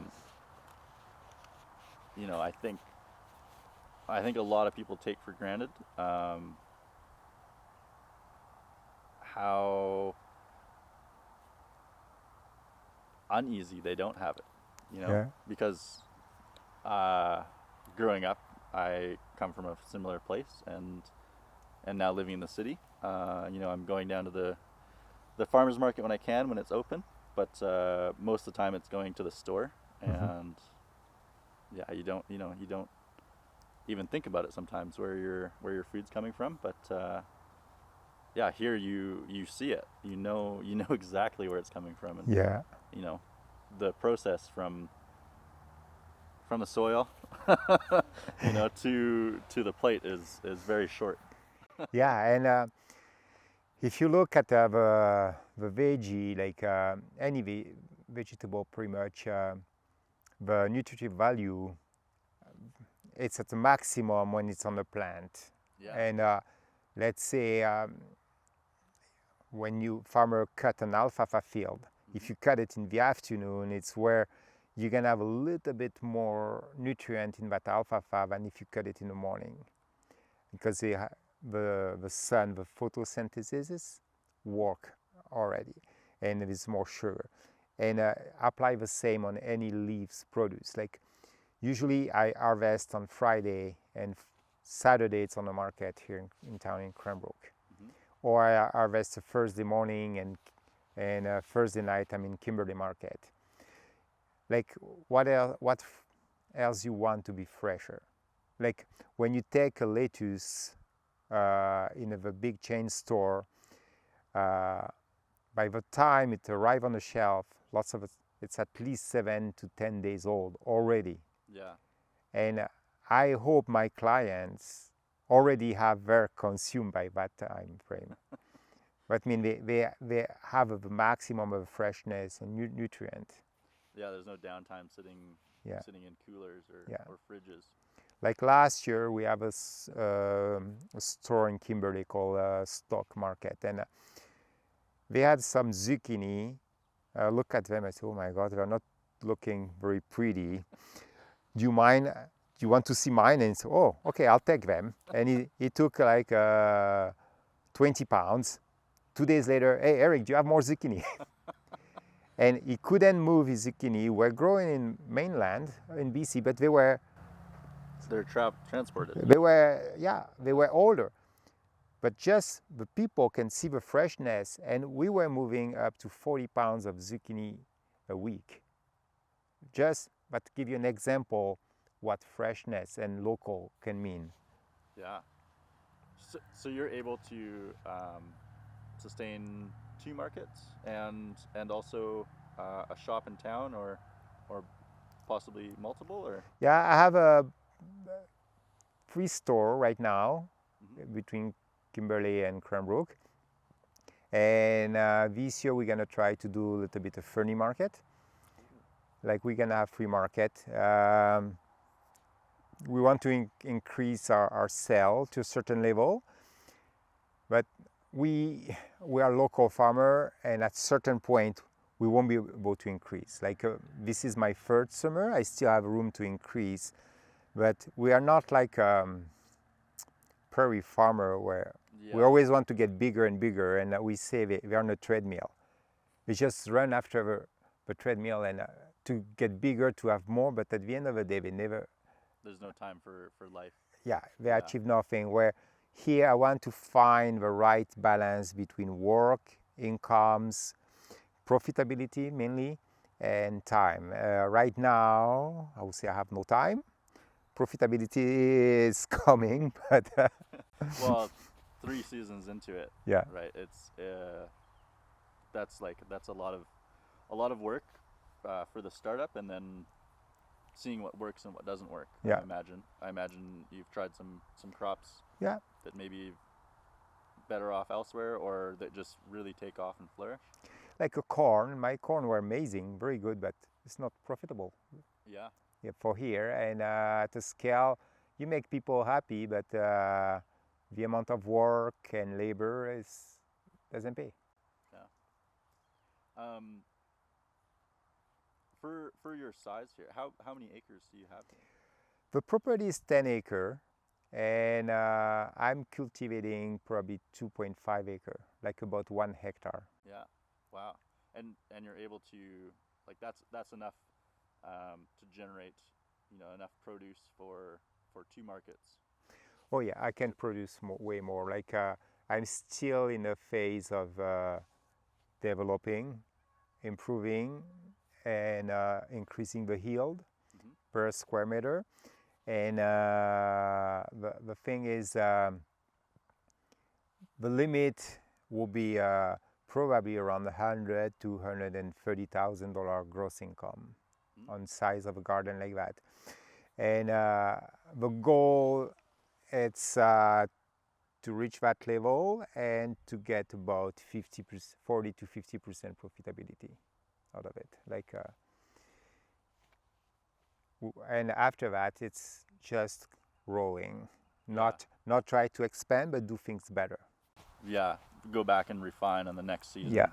From last year's mistakes or difficulties. Yeah, exactly. Where big farmer corporation, they always want to get bigger. If they fail 1 year, their solution is to think, oh, let's get bigger. Yeah. It's not to rethink and downsizing and say, where's the economic between time and no, it's always get bigger, more. Yeah. Like having more yield in a field and putting more input doesn't make a margin. You narrow your margin, your profitability. Where here I want to increase my profitability, but not necessarily make more revenue. Expand. Yeah, just dial it in more. Yeah. For next season. Yeah. That definitely makes sense. Yeah. Do you so on your plot here, do you employ anyone else? Is it manageable at the moment? Just you and your partner? No, right now I have 1 employee full time, and we are very, very fortunate here. We have the Columbia Basin Trust Fund who support the incomes of our employee. We have subsidy there, which help us to develop the farm. And the problem, and that's a national problem everywhere in agriculture, and now start to show up on different fields, is to find labor. The ground is pretty low, and not too many people want to work hard anymore. But at the end of the day, the farming, it's like it's rewarding. Like you eat what you did grow, and you connect with the nature. Like some days are hard, some days are easier. Yesterday, I planted 1,000 plants of strawberry. Well, was not easy. Was going and hard, and my back hurt. And but when next year we'll be harvesting this strawberry, they'll be nice and sweet and smelly, and yeah, be beautiful. Yeah, you can really, yeah, with farming or any sort of agriculture, usually you can. It's quite immediate. Your your effort to reward scale is very visual. Yeah, and it's right there, and it's very rewarding, I find. You take the beautiful things. You take that little tiny seed you can barely see. You seed it in the spring. You just provide water and heat and the soil, and you end up with a bounty of vegetable. Like a tomato plant is very tiny seed, and by July until October, you eat tomato every day from that same plant, and that's the beauty of farming. And look at all these big trees around us. They started from a very tiny seed, and look what they are. Yeah, it's really quite amazing. Something I always find funny is going and buying an organic tomato or a neighbor's tomato that they've grown out of their garden, and then going to the store and trying to match that quality of produce. Yeah. Would you say would you say that's a big difference between organic or locally grown versus? It's different factor. You can have like a commercial grower wants to grow something which will be appealing for a very long period of time. And for that, there is some variety which are developed by big corporation or big by company to fit that need. People think tomato should be round and red, and but now that tomato, from the store point of view, has to last 2 weeks on the shelf. That means it has to be hard, and the grower is just a middleman, pretty much.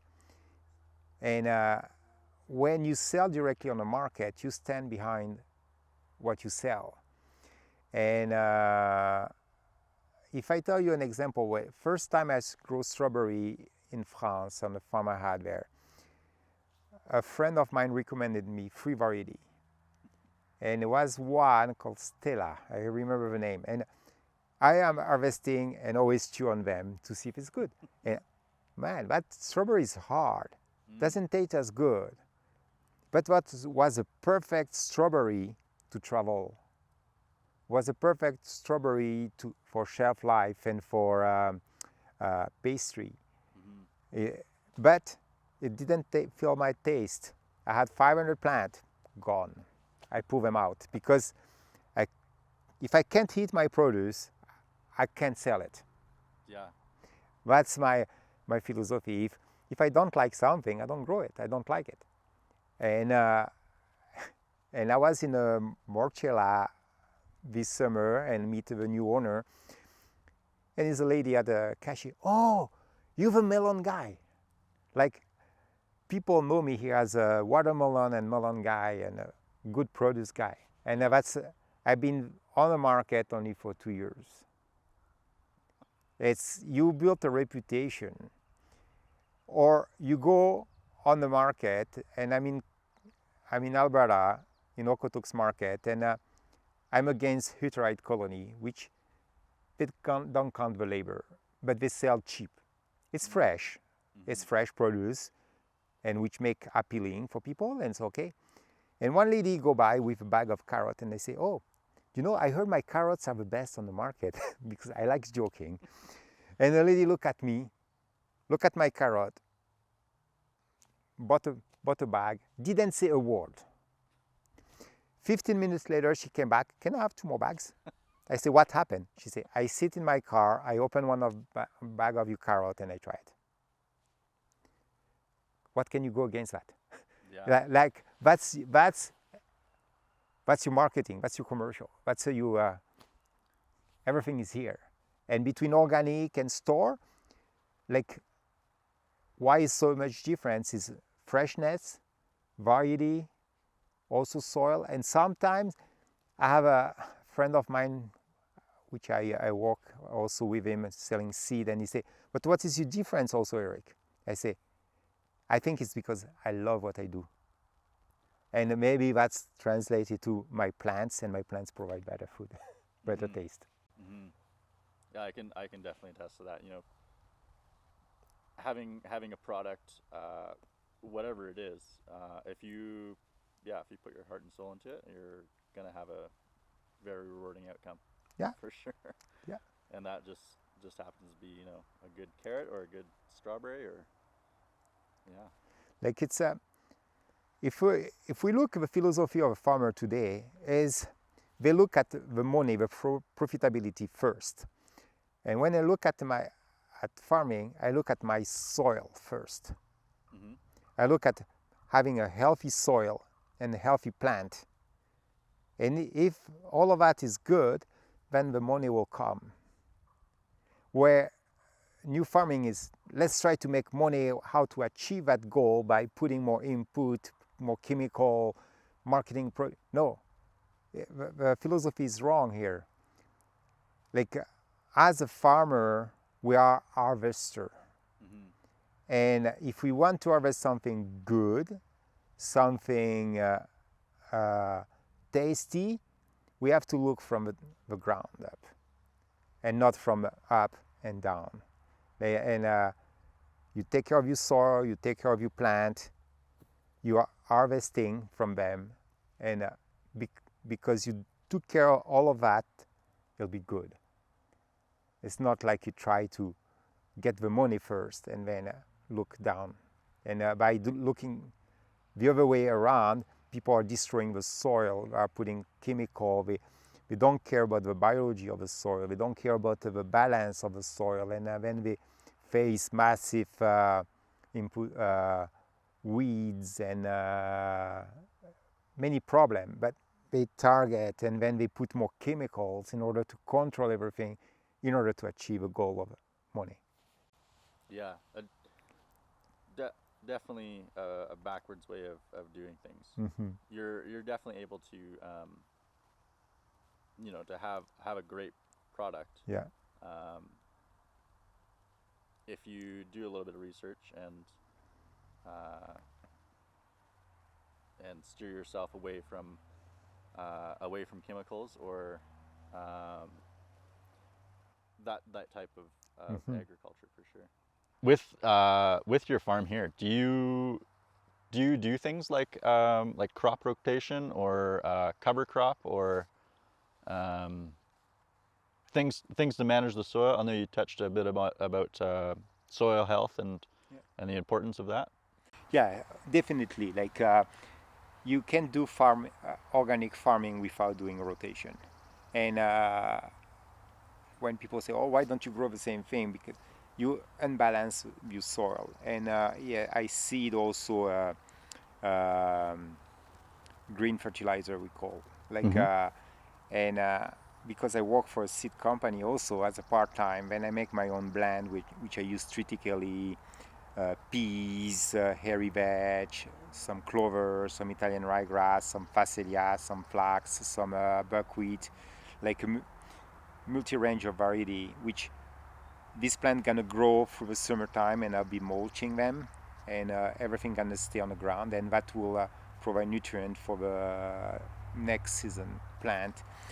And the problem, it's to find compost. And because I can't find compost, but I can find lots of sawdust, and I put lots of sawdust on my ground. But by putting lots of sawdust, then I I'm locking some nutrient to should go to the plant, go to the compost, to the sawdust to break it down.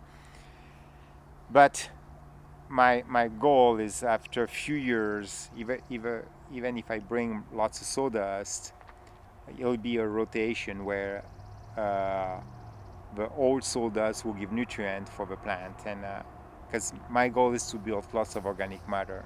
Yeah. Like more organic matter you have in your soil, more resilient it is to disease and to water. Mm-hmm. Like and the type of soil I have is a silt, and I find the silt with lots of organic matter, it's amazing soil. Mm-hmm. But the silt without any organic matter Is not, just silt. Yeah. Yeah. Yeah. And the problem around Cranbrook is to find a good source of compost. Mm. I can have a chicken manure coming from Creston area, Mm-hmm. which is an hour drive. It's not too bad, but good organic compost, it's hard to find. I find a source, but it's full of rock. Like I'm not buying rock, I'm buying compost, and I have to screen it. And even when I pay attention, I still find rock. And Yeah. That's probably a pretty big pain. You know, you're not only transporting rock, but you're also putting it into your fields, and working around that is hard. And you spend many hours every year to pull a rock from a mistake of a previous owner of the land who bring a moraine, truckload of moraine into the land, and now I'm pulling them out. Yeah. So, so mulching and you know, fertilizing through through composting or through manure. For those of us that don't know, would you mind just like breaking it down a little bit? Is there an easier way to explain it? I don't know. Why I do that?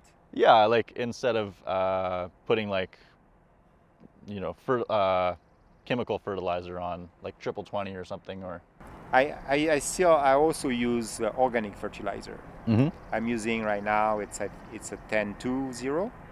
My soil are very, very high in potassium. Mm-hmm. I pretty much don't need any potassium. I'm low in sulfur, and you can find sulfur, organic sulfur. You can. The problem is the high nitrogen and potassium. Potassium, it's easy to find on a rock. Mm-hmm. Potassium, but slow release, but it don't have to be fast, you know. But nitrogen is always the main problem to find and the supply, and I'm finding it from a company which is organic, and you still have to apply a certain amount, you know, when you grow a vegetable. And if I had enough compost and good quality compost, I probably wouldn't have to supplement with organic fertilizer, but the source of a compost is not good enough. Mm-hmm. When I use a chicken manure, then I have enough nutrient and organic matter in it, and then I don't use chemical fertilizer. Yeah. So I mean, not chemical, organic fertilizer, because I'm not using. Right. Right. Just to bolster it up a little bit more. Yeah. Yeah, I'm not sure if my question landed. It's more of a, like, instead of using a chemical fertilizer, why is it important to mulch and grow the soil's health for the plants? Like I say, Yeah. You start from the ground. Yeah. Happy ground, happy plant, good harvest, good money at the Yeah. end. And that is where I'm coming from. Yeah. And I make my little bugs, my billions and billions of bugs who live in my soil happy. And then they give back to the plant, and the plant give me back. And then my clients are happy. Yeah. And we all work together here. Yeah. Yeah. And that, you know, at the end of the day, that the lady buying the bag of carrots and then immediately coming back is the end result of, you know, it's the big sign that says this is. Yeah, it's if your product is in one store and your store keep ordering, and is happy with your quality because his product is moving. then everybody's happy. Like I'm not here to sell something, and if that store doesn't move my product, he won't order it again. Mm-hmm. And if he doesn't order, then there's no point for me to grow it. Mm-hmm. We all work together. I'm not working against the store who buy my product. I'm working with that store. Mm-hmm. Because if my product doesn't sell, that means my product is not good, and I always have to look into the end result. Because I used to be in a meat industry, and I used to be buying the livestock, feeding the livestock, processing, quality control, and selling the meat. And I always look into the complete line, not only one section. Sometimes it'll be easier if we could just grow and somebody else sell produce for us. Like you have in the Okanagan Valley with a cherry. Mm-hmm. You just grow cherry, you deliver it to the co-op, and that's it. Mm. In one way, it'll be easier, but we spend so much time to grow and so much time to market. Mm-hmm. And the reward is we are in direct connection with the client, but it's also lots of time, lots of work. Yeah, seeing the customer's face at market must be a huge Yeah. reward, and just a good. It's over the weekend, is that right? Yeah, Or- it's a Saturday, and Yeah. now it's gonna be Sunday, and then Thursday. That's a lots of time, but which you're not in the field where the weeds are gonna grow. They And never you come stop. Back, they say hello. You forgot about me. Yeah. Yeah. So you're quite happy with the size. Do you, in the future, once you dial this in, do you have a want or a need, do you think, to go a little bit bigger, and to service more areas, or? No, Yeah. no, that's the different philosophy here. It's like I have a friend of mine is an agronomist. He said, "Look, Eric, any organic farmer I see, they're not massive, they're not huge, they're not big." I say, because we're on a different system. When we're satisfied with what we have, we keep that. Mm-hmm. Where other people, the capitalism is, I would say, it's the unsatisfaction, everyday unsatisfaction. I want to have more. I want to get bigger. Oh, I have this car. Oh, I can have a bigger car. I can have a bigger house. I can have a bigger salary. I can have more. I can have more. I don't care to have more. I want just time. Mm. I want my winter to be able to ski every day and enjoy it. And go ski 2,000 kilometer winter time or more. Go race. Go enjoy. Of course, summertime I like to go camping, but it's not always easy to leave a farm. And eventually to find enough employee here where I can have more time for myself, where I can go 3-4 days in the mountain, because we have beautiful mountains, beautiful wilderness here. Mm. That's what I would like to Yeah. see the farm going, have a reliable worker, free me up sometimes, and then enjoy, like stop working around 5 o'clock, 6 o'clock, not until 8 p.m. When the sun, yeah. And things like that. Yeah, that's my goal. Yeah, that's a good goal, and extremely tempting. When you're surrounded by this, you want to go out and enjoy it. Yeah, go mountain bike, go run in summertime, go camp, a little bit of water, kayak. Yeah, life is. I enjoy what I'm doing, working on the field, and I push when I have to push, but I have a goal. It's not to be on a treadmill. It's to get out of a treadmill. There's one thing also I would like to mention about to be local. Like when you buy, let's say, one pumpkin in the fall, Mm-hmm. That pumpkin probably grow in California or wherever in massive farm. And the pumpkin is heavy. And I did grow some massive one last year. And they are heavy. You bring them to the market. You bring 10 to the market. You maybe sell 3, 4. And you have to reload them, unload them. It's lots of weight. But I'm just here to town. It's 7-minute drive. I burn fuel. But imagine this truckload of pumpkin coming from somewhere.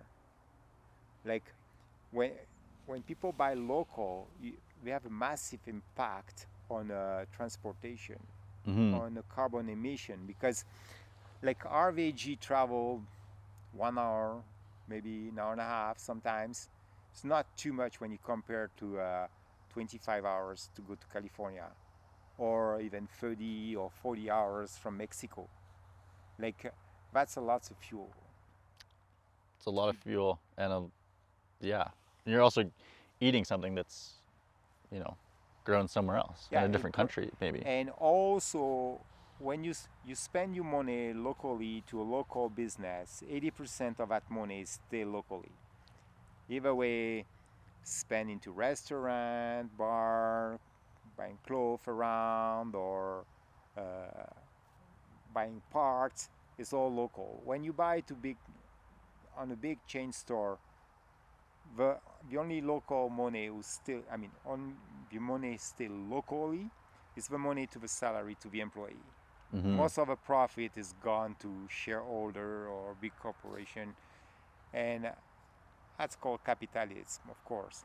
Or of a profit on the produce you're buying is not locally left. It's down somewhere in California, Mexico, or other parts of the country. And it's why the local movement should be stronger, and we should encourage it more and more. And unfortunately, our politics in Canada don't have that vision. They just they are contradictory with what they say. They say, oh, we want to be the best, and actually they're terrible because they don't do anything to encourage the real local economy. Why do we have to transport goods from BC to be sold in Quebec when it can be produced in Quebec, or the other way around? Why to bring from Quebec when it can be produced in BC? It doesn't make sense. Yeah. Like I've been in Europe. I was in Greece. Greece is well known for hot, sunny, and perfect weather for growing tomato.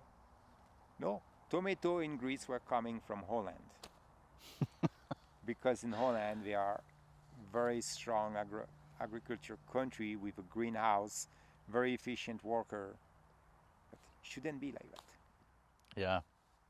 That's, I mean, you know, I get that every region has their own season, and things are either in season or out of season. That's the constant, you know.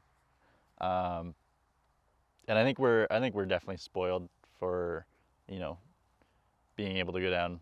The majority of people are spoiled for going down to the supermarket or whatever and getting, you know, things that aren't in season in your area that, you know, you just happen to want that day. But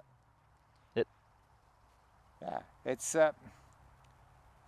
I grew up with my grandparents, like I say, very, very traditional, on a small village in France, like with 30 people. The houses are all made out of rock.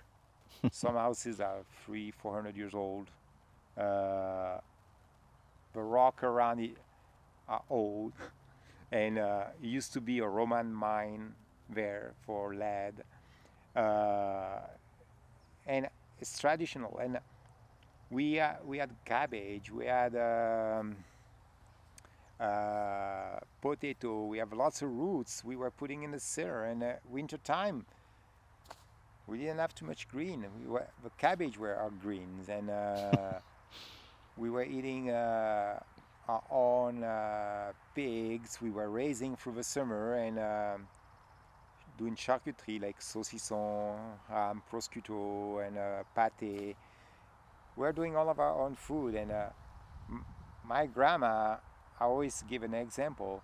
She was throwing once a week one pail of garbage, and that pail of garbage was broken glass, was sawdust, couple rocks she broomed from the house, and a couple of plastic bags which couldn't be reused. Mm-hmm. She was throwing that in a creek because that was no thing at the time, like no garbage collection. Mm-hmm.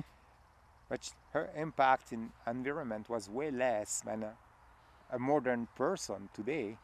Even if she was throwing it in a creek, which doesn't seem right, but the sawdust break down, the glasses was breaking down into sand again, and yeah, it was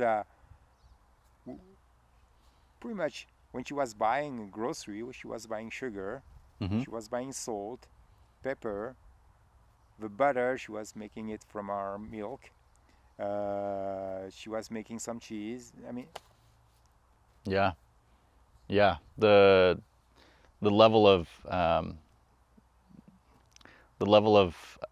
you know, use versus disposal Yeah. is definitely changed quite a bit. You know, from childhood to now. and yeah, another thing, like you say, store, you get cherry in January. Why are you gonna eat cherry in January? They come from Chile, where I remember as a kid, we had every meal beans, green beans, Mm-hmm. but we had the green beans for 2-3 weeks, and then they disappear because the garden didn't have any more. Yeah. We had zucchini through the summertime. We had the peas at certain time, and we were eating in season. And eating in season, it's amazing. Like you just go for it and eat as much as you can, and then it's gone. Then you move to next something else. Like here, the garden gonna start producing radish and spinach, Mm-hmm. and you go on the market, people just go for it. They love it. But you bring your radish in August, people don't really want radish in August. Hmm. And we still have that natural instinct somewhere, where people are eating in season. Mm-hmm. Like you can bring some produce on the market. If you're off season, you won't sell it very Yeah. well. But if you're in season, it's gold. It goes. And you go in July, August, people want the peas, they want the beans, but you go in June, not really. Yeah. Yeah. Out of all your produce that you grow here, do you have this is maybe a hard one. Do you have a favorite that you look forward to the most? I'm a sweet tooth. I like my melon, watermelon. The problem with them, it's I eat too many.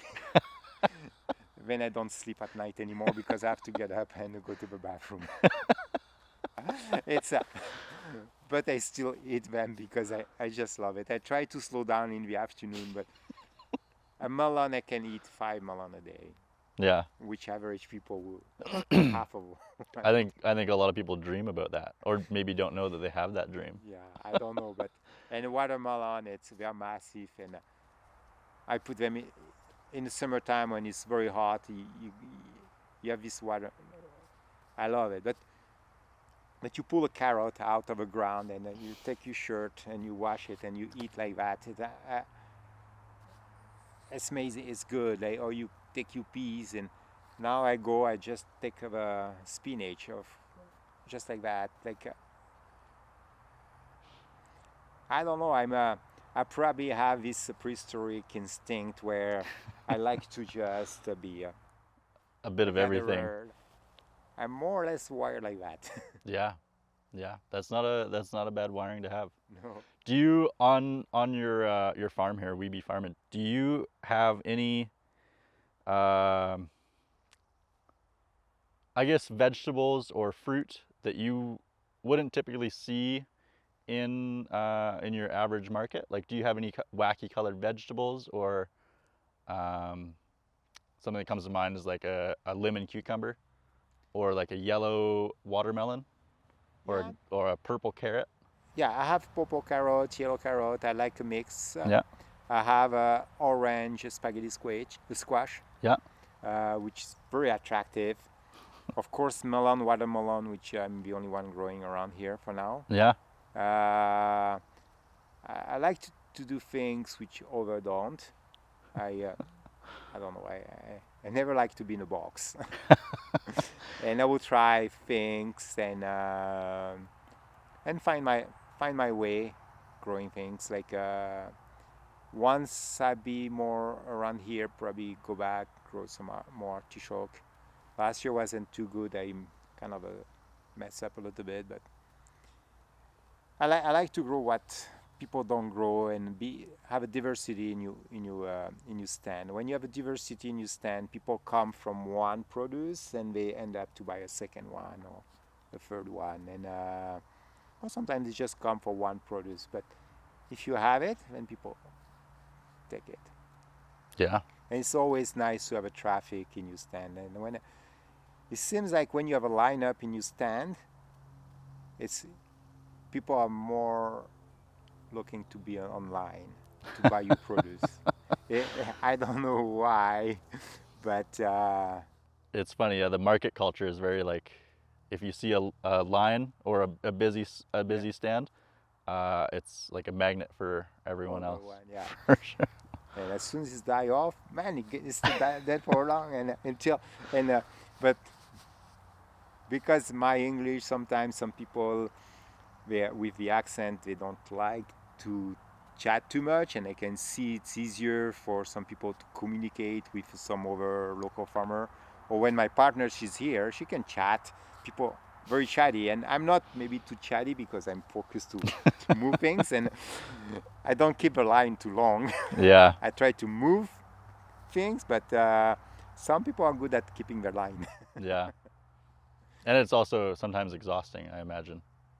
Yeah. Yeah, it can be. Like first year when I didn't have too many produce, so I wasn't well known, and I could see lots of people, the traffic, and look at people. But now, oh, you were there. I didn't see you. Because it's things are moving. Yeah. Well, I'm gonna let you go. I think you have a busy spring ahead of you and a busy day the rest of today. We'll see. Maybe some mountain bike and have a beef convention, and maybe playing around, planting some blueberry. Yeah. Well, thank you so much, Eric. Thank Good you, chatting Michael. with you. Yeah. Yeah. I wanna bring it along. Wanna show you the world like it's never been shown. Hurt your heart with clothes, so I'ma give